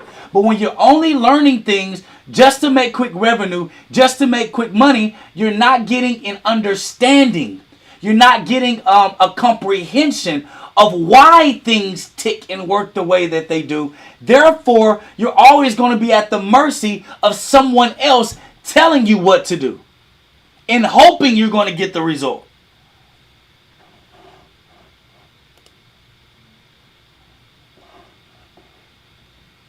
So yes, listen, I'm 1000% a fan of consulting. Y'all, we got clients that we build, everything we teach y'all, we build it for them.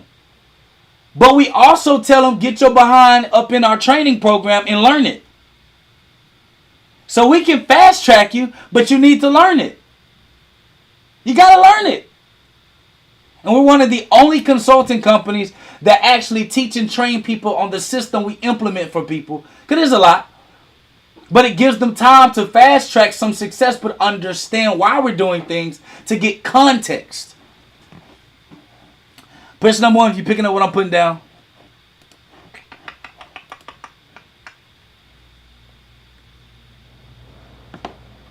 Tamika on YouTube said, just started following you. Thank you for business content. Yeah, I'm trying to give y'all real content.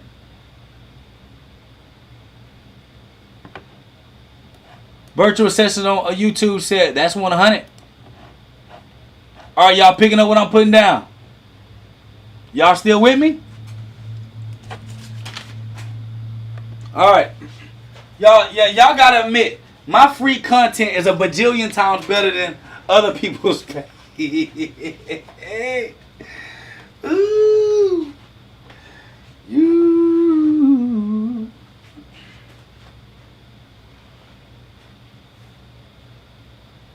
Now, from product development, you have service development.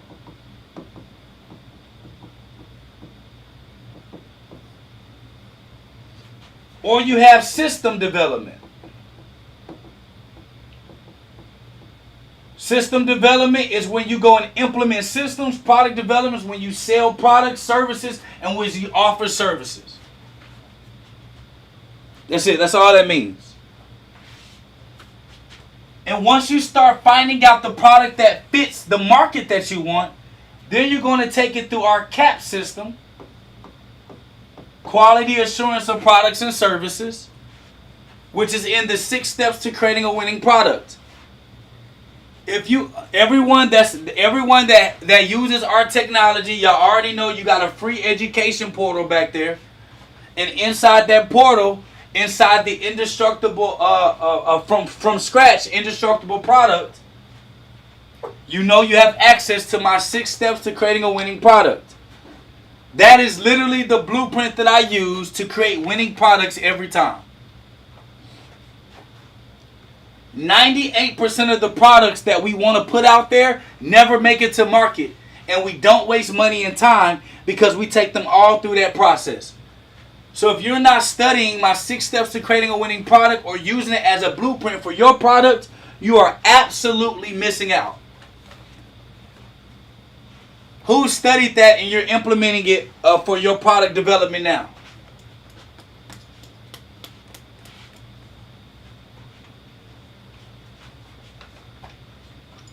Y'all, and here's the beautiful thing. The beautiful thing about the things that I'm teaching you all, some of you all can actually use what I'm teaching you as a service.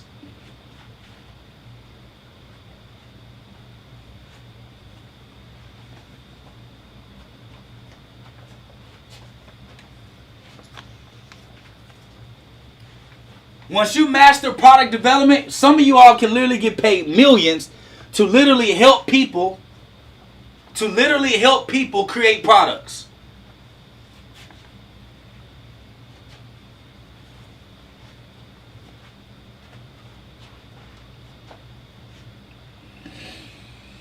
Okay. So CAPS is quality assurance of products and services. CAPS is quality assurance of products and services. That's what CAPS is. So if you have a course, or you're a consultant, or you're a teacher, or you're an educator, I tell people all the time. Indigo said the 6 steps is thriller, mind-inducing, success formula for certain. For some of you,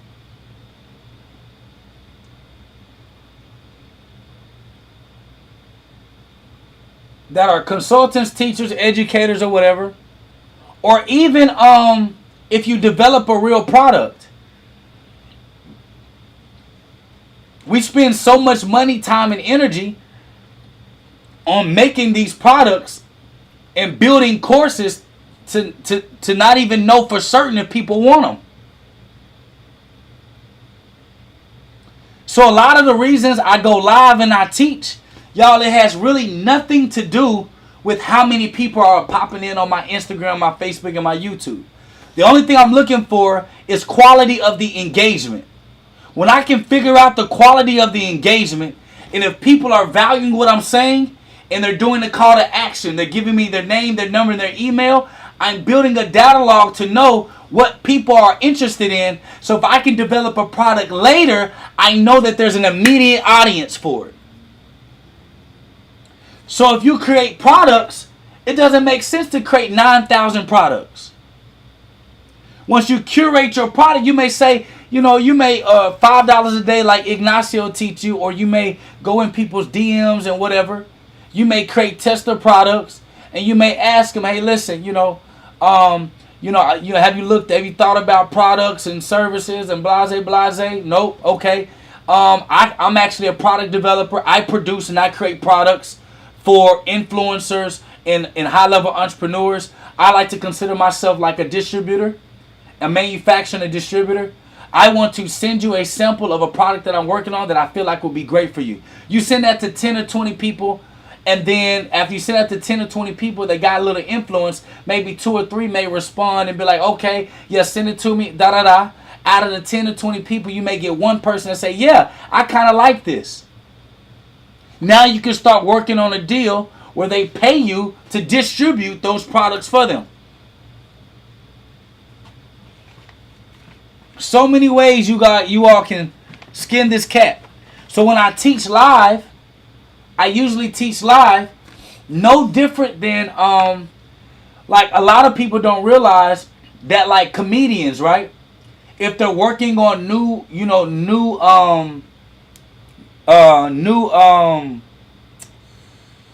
what do they call it? It's called like a new jokes material. Yes, right. If they're working on new material, they go to a local speakeasy. And they start like playing with jokes to figure out what's funny, what's not funny. Samuel said, I'm following the 6 steps testing and about to white label a detailing product and build my brand. Come on. Come on.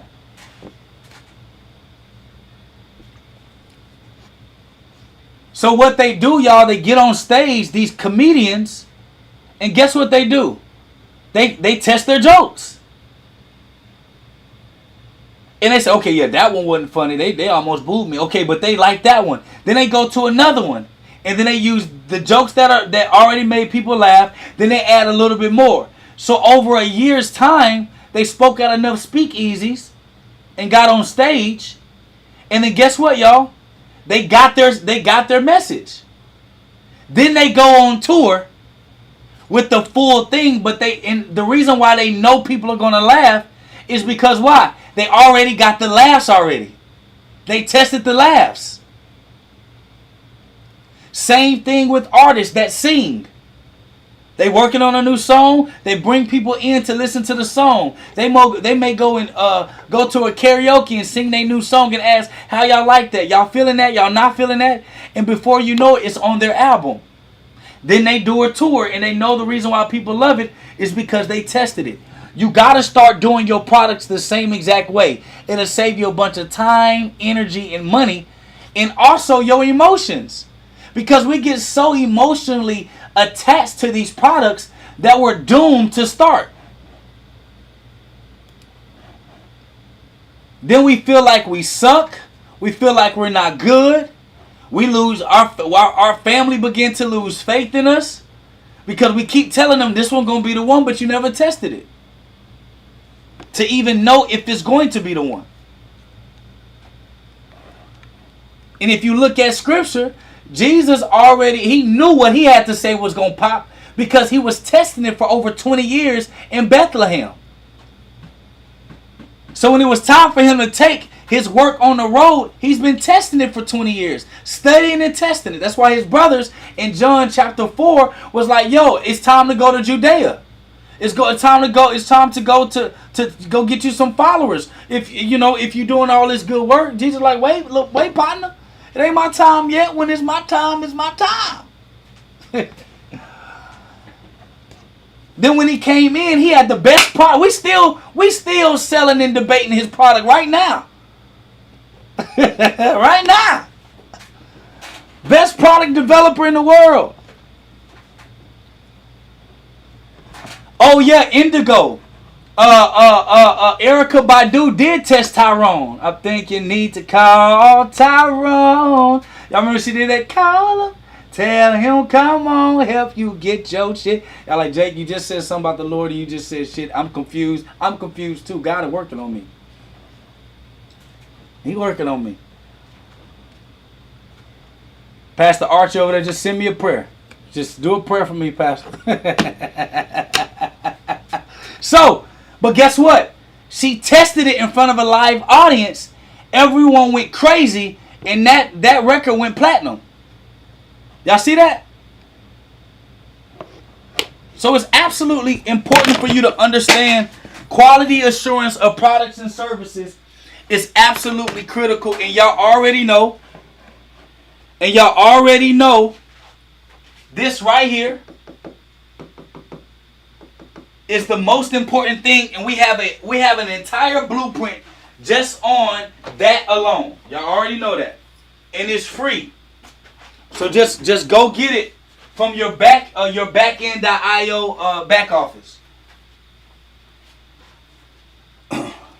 Now we're gonna stop that process.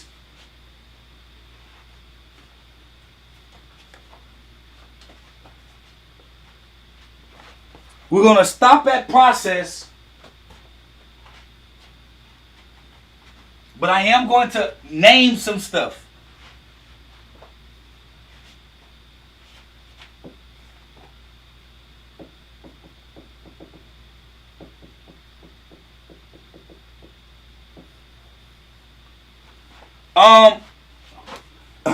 Somebody give me an industry that you're in.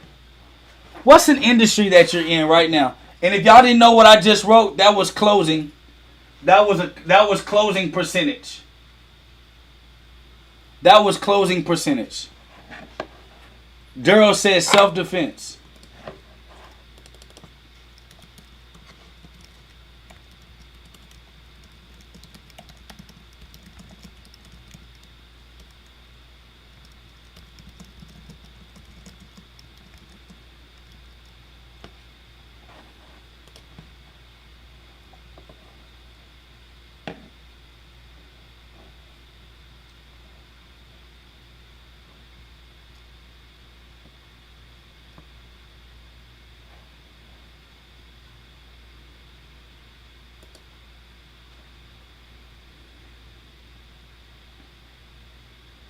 I'm trying to see if I'm currently looking to see what the closing percentage.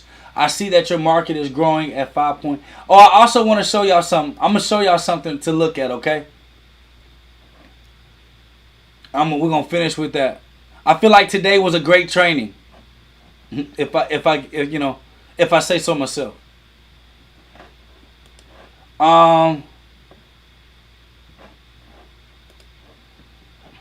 And the reason that on Super Tech Saturday we talked today about the full system is because a lot of y'all don't understand how powerful our technology is when it comes to working directly with the system that we teach y'all.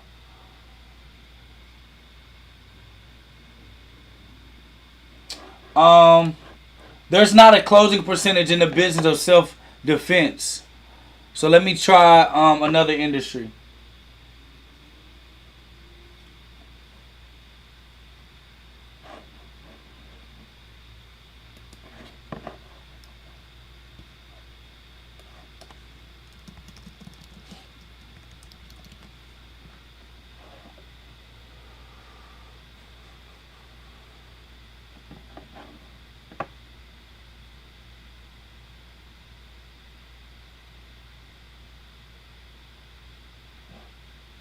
Hold on one second.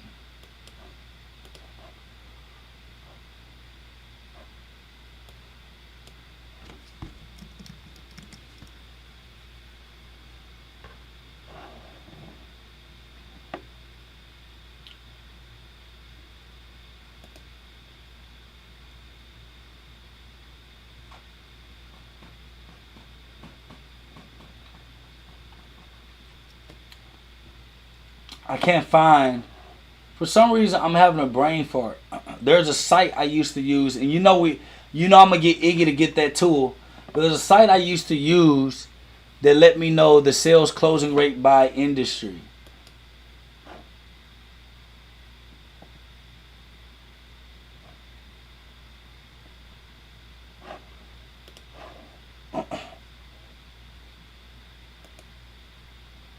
I'm gonna find it.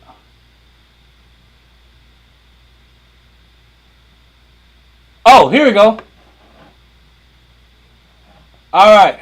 Are y'all ready? This right here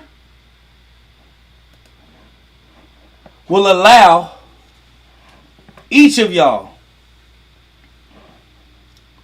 to give yourself a little bit of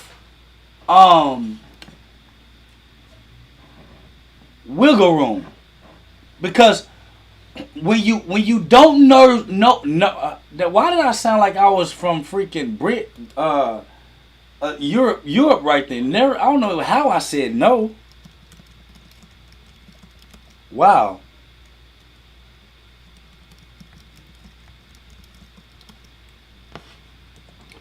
I have no idea why I said no like that. That's weird.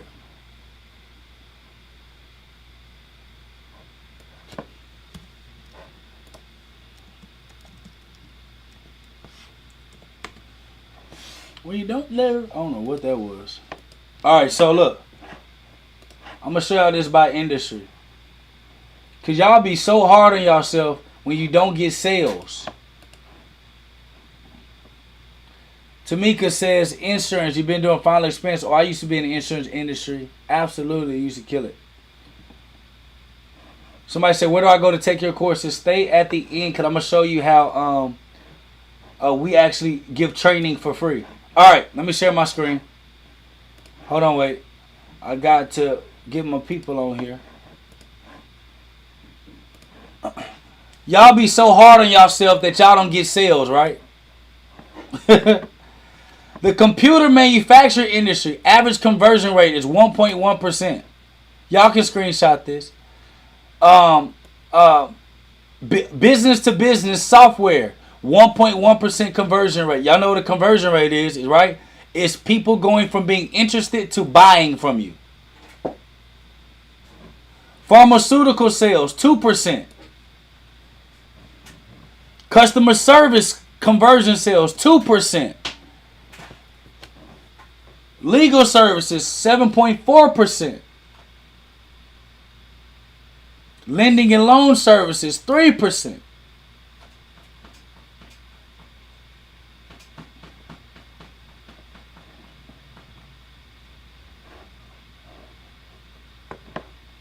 Y'all are taking notes. I'll go and give y'all a little time to take a little notes on it if you need to, but it'll be easy just to screenshot if you can. Just screenshot if you can and take it notes down later. So what do these conversion rates tell you?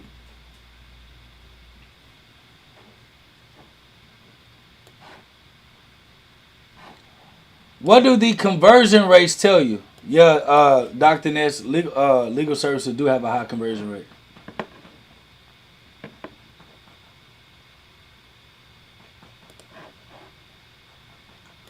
That's right. How likely you will sell. Don't expect high conversion rates. You have to have a bunch of exposure to a lot of people in order to have a lot of sales. Correct. So when we put unrealistic limitations on ourselves because we haven't been selling, is that fair to us? No, you're beating yourself up for something that a bunch of people struggle at.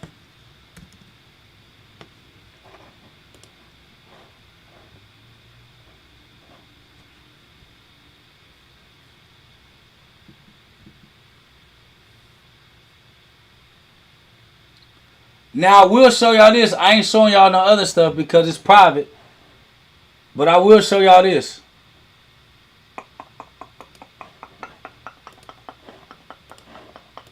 Now, the tech industry, right? The closing percentage of the tech industry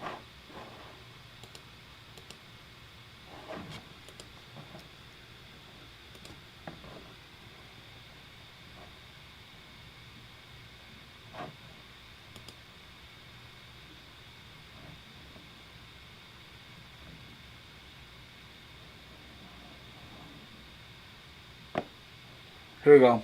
I like this one better. Screenshot that because I like pictures and graphs. Y'all screenshot this one. Professional services have a 9.3 closing rate.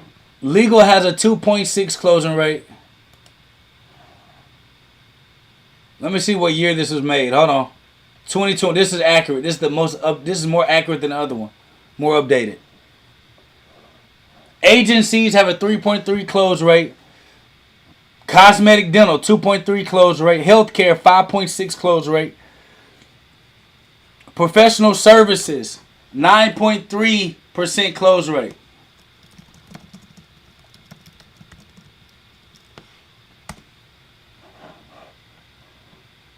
What's a professional service? An individual whose core output is a service or an expertise rather than a manufacturer product. So if you offer a service that is a done for you service, you have the highest probability of what?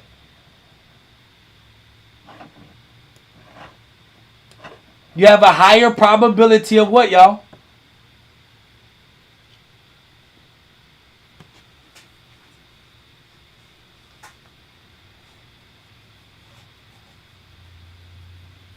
Sales. That's right.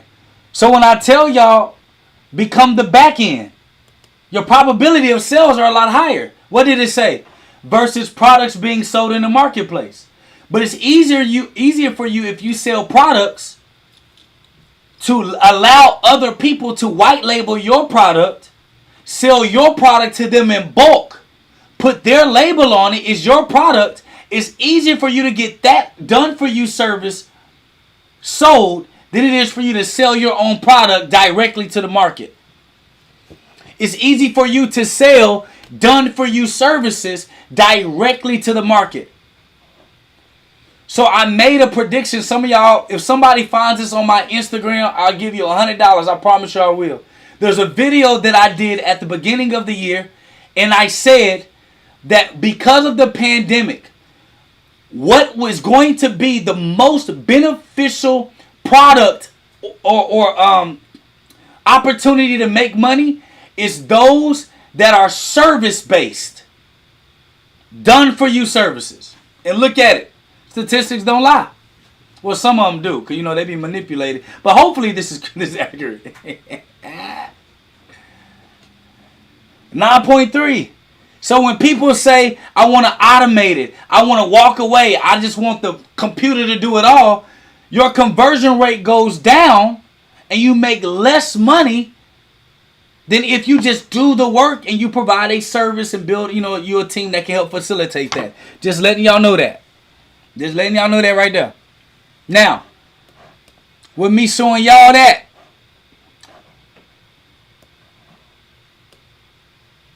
yep, Eugenia had a great point. Done for you grocery shopping is through the roof. Y'all, I don't remember a time I've been to the grocery store. All we do is just order from the app. Promise you. And we're willing to pay whatever that extra little surcharge is just for convenience. Now, let me show y'all something. The average rate for tech, business to business tech services, business to business tech, what was that? What's that closing rate right there? Conversion rate. What's that conversion rate? 1.7. When I tell y'all we got a system that beats the market, what is the conversion rate of our tech company? All I'm going to do is just show y'all the truth. From insurance to education to technology to distribution, we've always had conversion rates that were higher than the market. You want me to tell you why?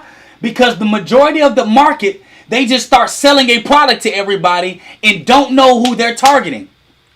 So we spend a little bit more time, Nakesia, on identifying our market, building our data list so that when we market to certain people, we know it's hitting them right on the money. That's 4.82% higher conversion rate. 4.82, that's higher than the financial industry.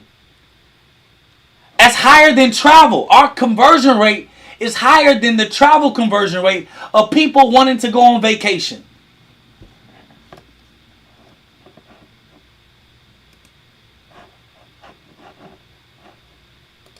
So what does that say about the system that I'm teaching y'all?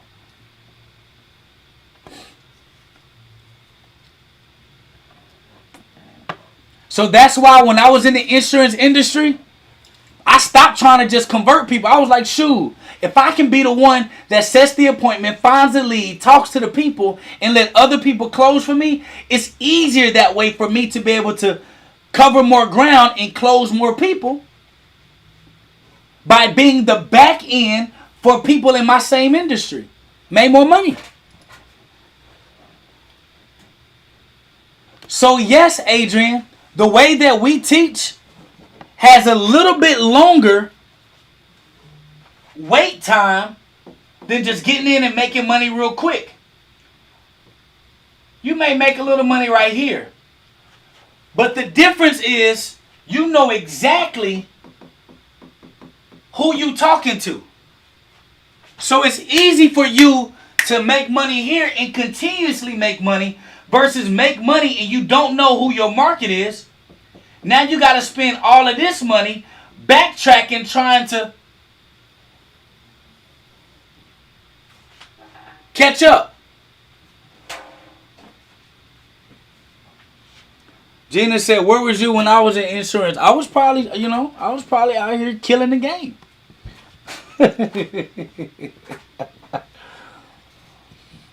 Probably out here killing the game.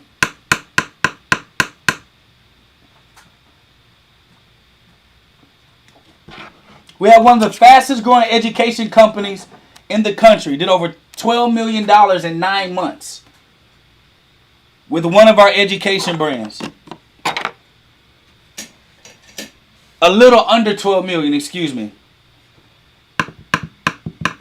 Every industry, my goal is to try to be in the top. And how do we always do that? The system.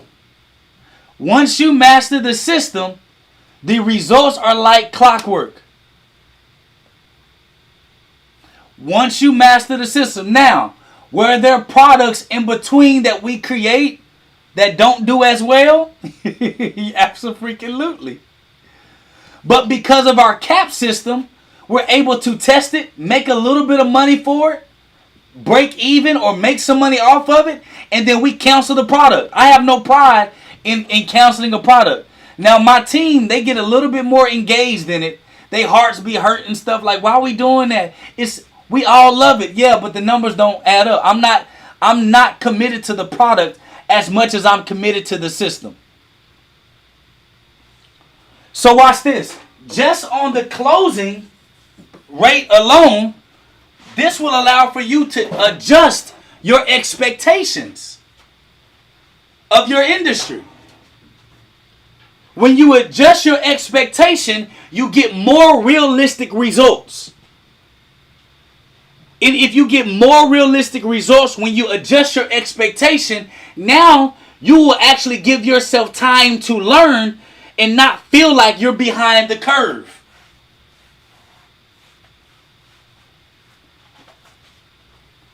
Because a large majority of these people that say, I made $10,000 in a month, that was the last time they made $10,000 in a month. That one time. Y'all, I promise y'all, I literally know somebody made $10,000 in a month one time, started a program and said, I'm going to show you how to make $10,000 a month. Wait a minute. You only made it 1 month. How you going to teach people how to make it a month and you ain't made it a month yet? And then we take the screenshot of their $10,000 a month without asking how many years have you been winning at this level. This will give me context on the depth of understanding that you can give me to teach me the why, not just the how. Y'all, you can learn the how for free on the internet, but you can only know the why from somebody who actually got real life case studies that can give you understanding to the how. A lot of people, can read a book and regurgitate it, but how many people understand the depth of it? So, when you understand the closing rate, you also got to understand, I'm going to leave you with this, with the process. The market growth rate.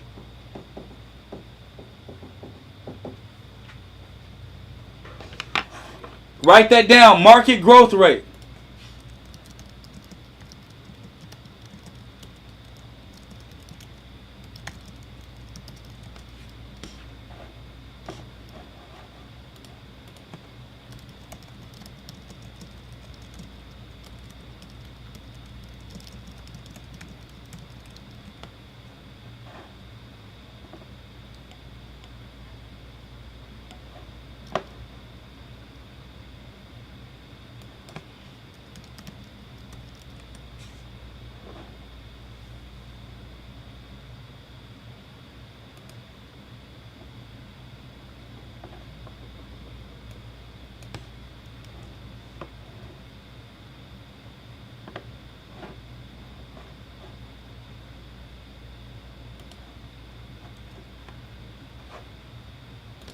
Y'all, I got quiet because I'm getting y'all some facts.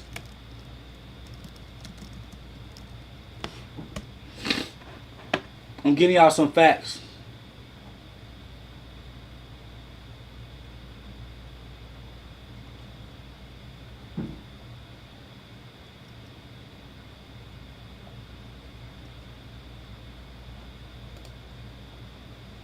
Getting y'all some facts.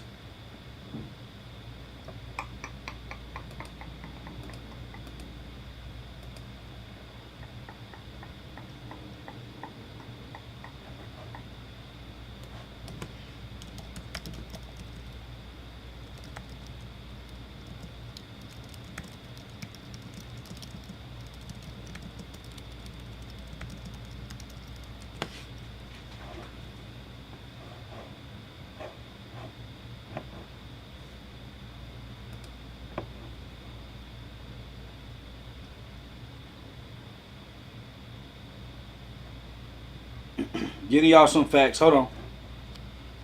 Getting y'all some facts.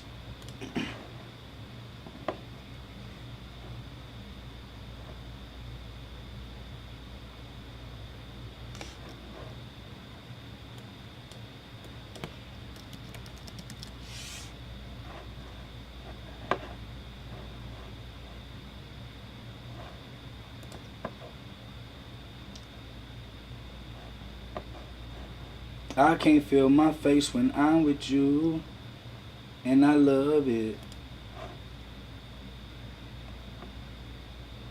Alright, so look.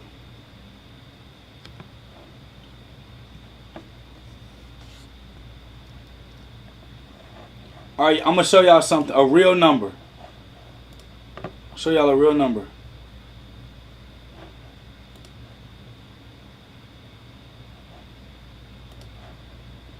Let me know when y'all can see my screen. I'm giving y'all real business. I'm going to end it with this today. Can y'all see my screen? So let's take the financial industry, okay, y'all? The market growth rate of the financial industry, which means the market grows in the market's growth as far as money that's being infused into that market is growing by, what's the percentage every day? What's the percentage that y'all see? It's growing by what? 2.5%. However, if I go and look at the percentage of financial planners, the growth rate is what? Of actual financial planners entering the market. 15%. So if the market is growing at a rate of 2.5%, but the amount of people getting licensed is growing at a rate of 15%, that lets us know that the opportunity in that industry is extremely highly competitive. Can y'all see that?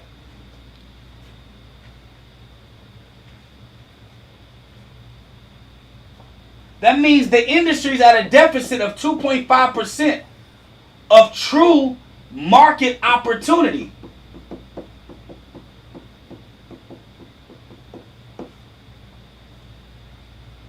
That's what you call what? Over what? Anyone? Yes, you can make money in the industry. But based on numbers alone, you cannot be mad that it's going to be harder for you to make money today in the industry than it was from your mentor teaching you from 20 years ago. Your mentor say, man, that's why if y'all have never heard me recruit people publicly to the industry. Only had like 2 cohorts ever. I may talk to the people that's already in the industry, but I do not give an over compelling message that you should join the industry. Because the way that we made money 2, 3, 4 years ago, it's harder to make the same money today because of the number of people that's in the industry and the number of people that's getting in the industry, and then the market cap is only growing at 2.5%.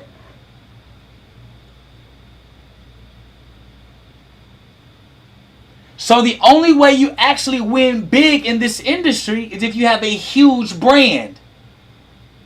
Because now your brand can kind of fight against the oversaturation.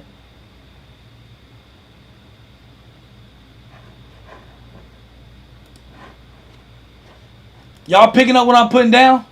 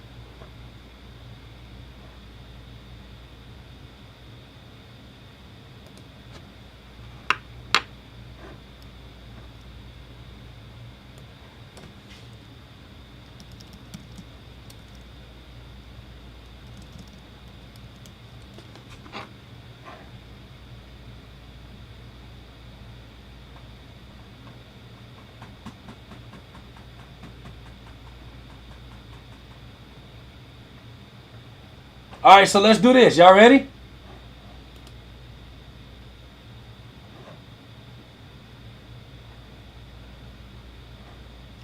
Let's look at Airbnb. Y'all know y'all got a lot of people teaching y'all Airbnb, right? I'm not looking at anything based on emotions or feelings. Can y'all tell? I'm looking at them from statistics alone. I'm trying to show y'all how to know if somebody is selling you wolf tickets. How many hosts are worldwide in Airbnb?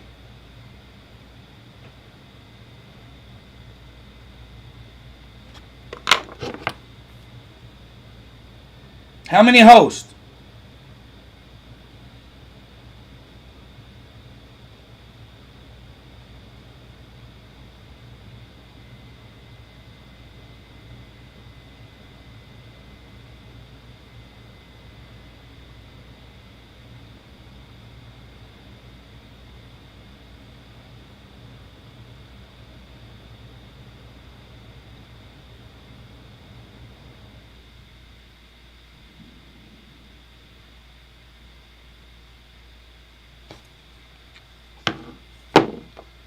4 million hosts, right? Market growth. There are 6 million listings. And this was 2020 figures. There's 4 million hosts and 6 million listings.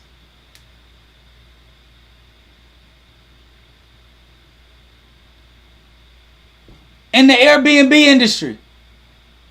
Not including hotels and resorts. So would you say the Airbnb market is prime for opportunity or could potentially be oversaturated?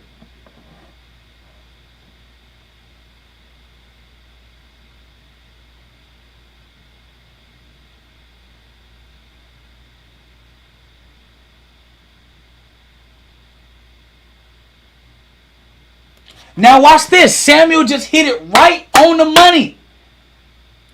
What industry was our highest converting industry?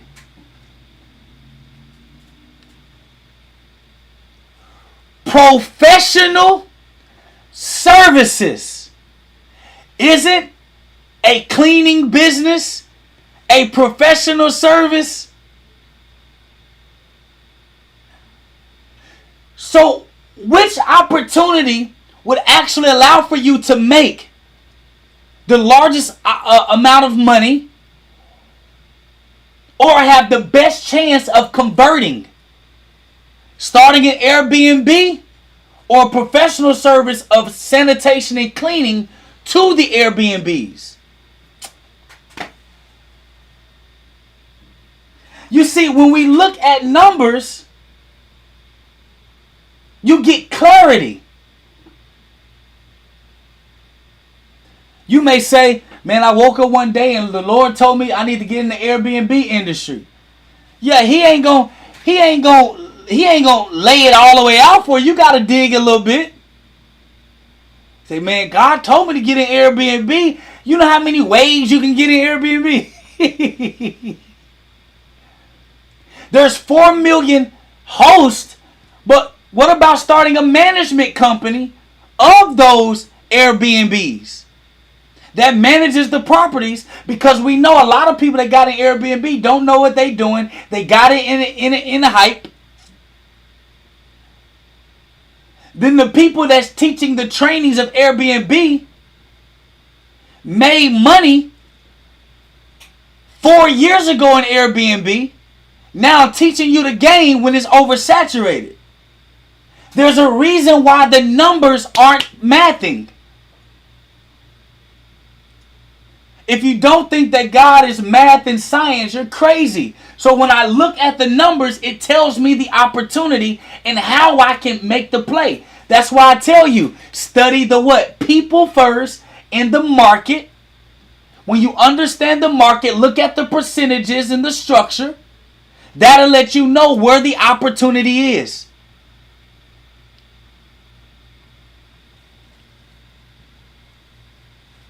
So it does not matter if I'm one of the first people to come online and make private banking viral. It's too many people out here.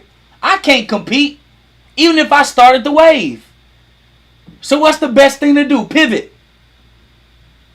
Where's the new market? Where's the open space? And how can I add value there? Okay, boom.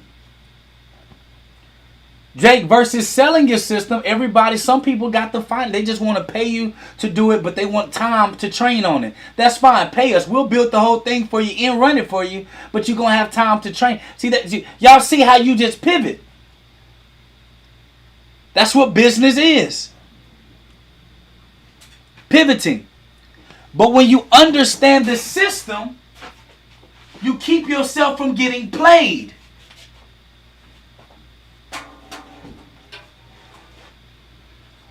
So then when y'all see somebody that say, man, you know the biggest industry of all time is Turo. Okay. What's the market cap of Turo? How many people have a Turo per city? And that will let me know the true opportunity there.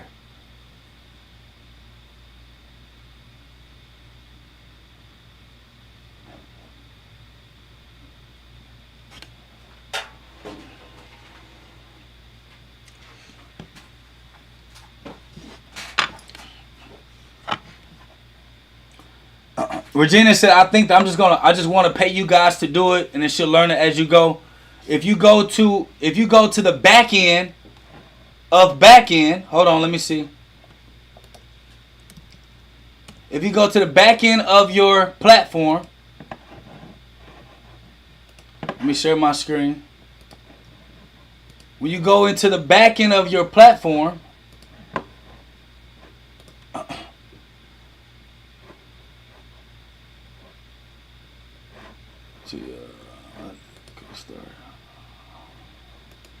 hold on, wait, that's support. Hold on, I think they moved it from me. Shit, where'd it go? I thought it was there. I guess they moved it.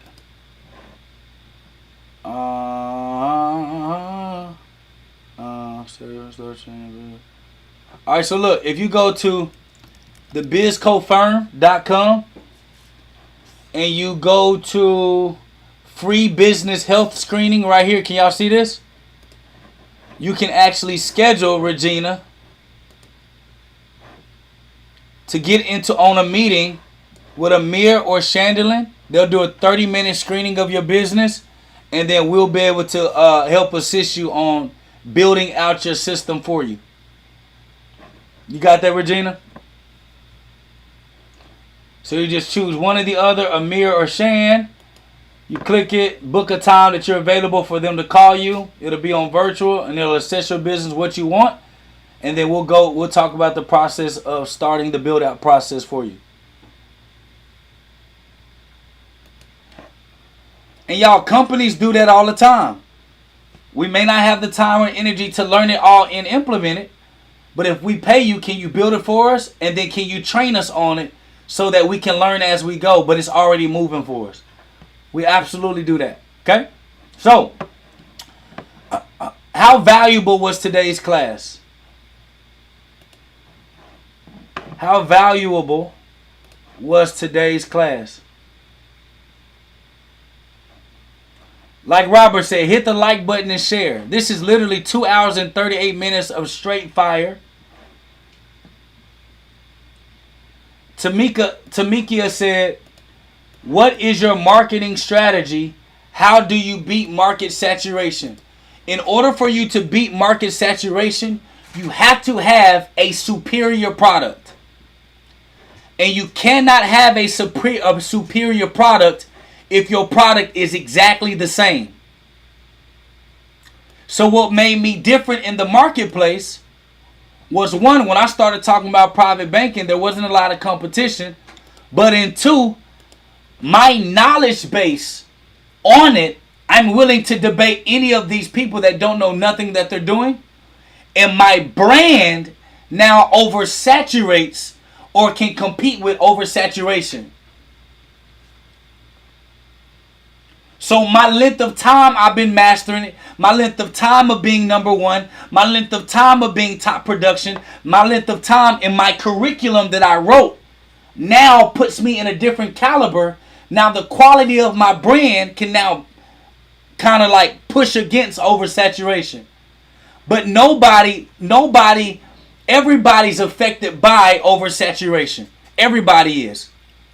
Our numbers as a company has, kind of been battling because of that.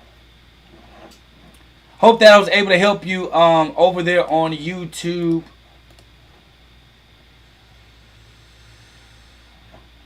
Robert Watson, I appreciate you. My goal is to give y'all better value than the programs that people are paying for. I feel like there's a lot of people. There are too many people just in the consulting space. If you're going into it, you just got to know what you're competing against. And your product got to be second to none. Your product has to be second to none if you're getting into the consulting space. That's why I'm big on done for you services. I'm big on not automating in the world where everybody, a lot of coaching programs are automating their coaching program because they just want to make money and just leave it to somebody else to kind of do it. I'm big on actively being involved, actively educating, because that gives you the difference to make people choose your program in comparison to just going through pre-recorded videos with no true support.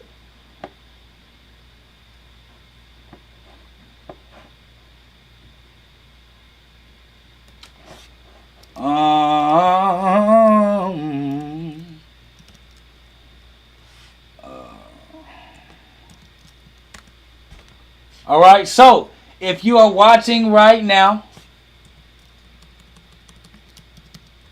and you want to get access to our technology, our trainings, you want to be a part of our, be a part of our community, you actually can go to Baknd. You actually can go to baknd.io/free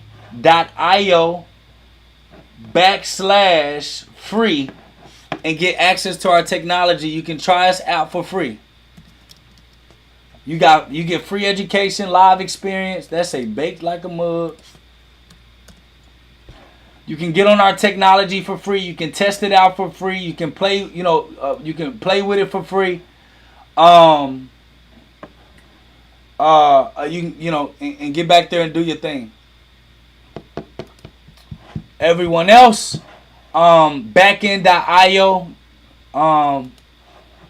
you'll get access to test the product, and then you will see that we it's a fully serviced marketing and business management system. It does everything that you need for your business. Funnels, email automation, website scheduling, booking appointments. We have free trainings, drag and drop templates. I mean, it's literally second to none. Trainings back here that are free.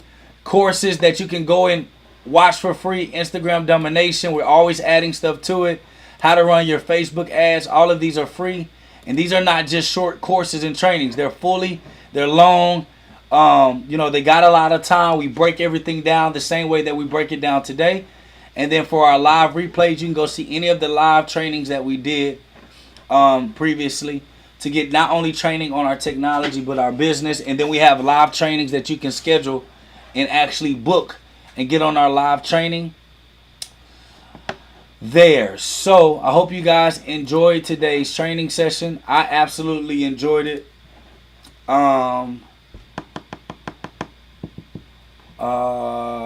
Okay, so we're gonna support.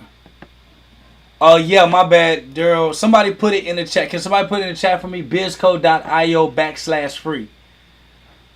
Adrian, speaking of support, I'm challenged with support. Did you see my over a week? Okay. We're gonna.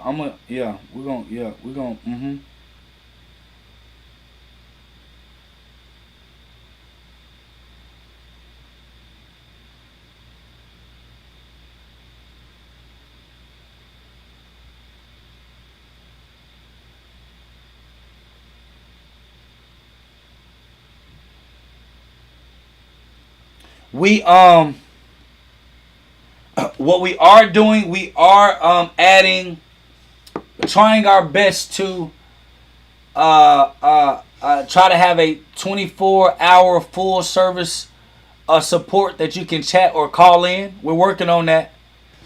As y'all know, I'm big on systems, so I don't want to just launch something that's crazy. They got to get trained on it. They got to know what they're talking about to be able to help you.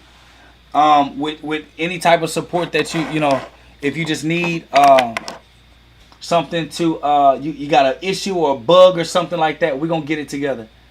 But baknd.io/free, you can definitely get on our technology for free. You can try us out for free. You can get access for our trainings for free. And then if you move forward with the tech with our tech and our support and our trainings, it's $191 a month. After other than that, those of you that's in the Facebook community, y'all support and help each other out. Evelyn,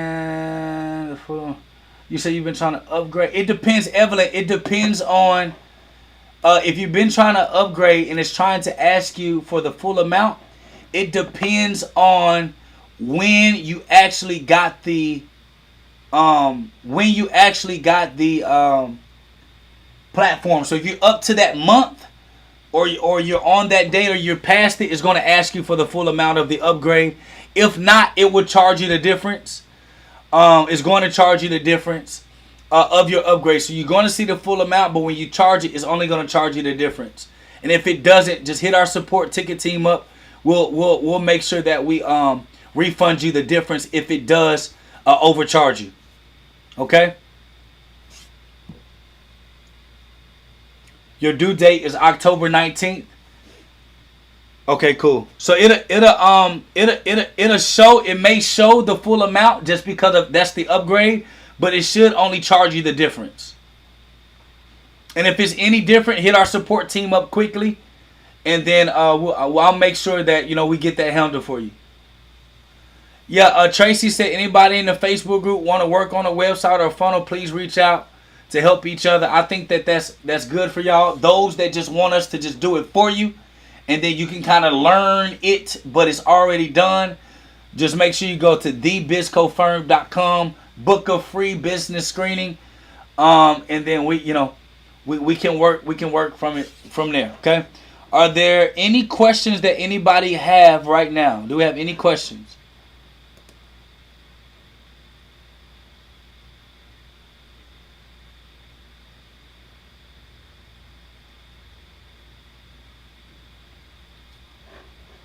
On my Facebook, they asked for me. Yeah, it's right here. It's on my screen. Do y'all see that on Facebook and YouTube? Y'all don't see this right here? Wait. Right there? Go to baknd.io/free. You'll get access to the technology in the backside. Let me show y'all something real quick. Let me share my Zoom screen first.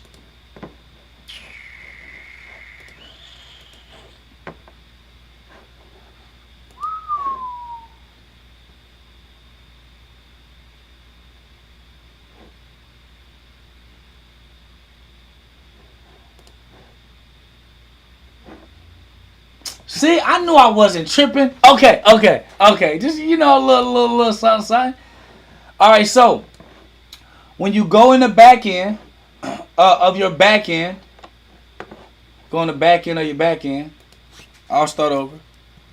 When you go in the back end, you're gonna go access training portal registration. Your back end on demand. If you are new, you're gonna click forgot password and hit the email that you register with. You can set up a different email. A password for this. Because your password for your builder and the password for your on-demand, you got to set it. They're different. All right, so, or you can make them the same, but you got to set the on-demand. And then back here, when you go to start here, you're going to see hire us to build your site and funnel. Go to the free business screening. You can click this right here. To join the private community, there should be a button right here. I don't know where it's at. But I'll get that put back there to make sure that y'all got access to the Facebook community. Oh yeah, if you go to resources on your back end, you can rewatch this video if you need to. You can join the community right here.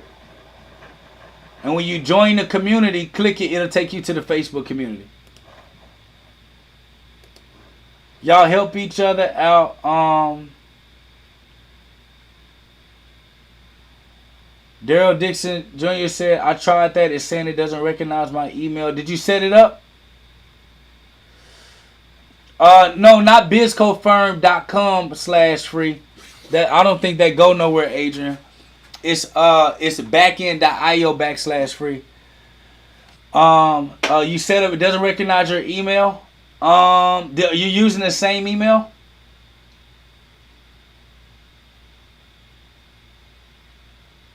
That you registered for? Okay. I would I'm gonna give them. I'll get with the team.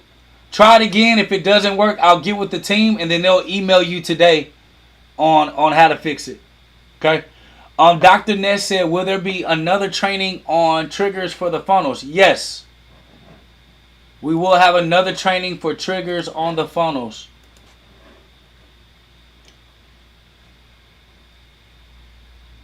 Oh, everything on the screen is reversed from my end? That absolutely sucks. Baknd.io. Y'all put that in the YouTube. Baknd.io. BAKND.io/free. Hey, listen, I love you. That's almost 3 hours of real training. I love you. There's absolutely nothing you can do about it. I will see you all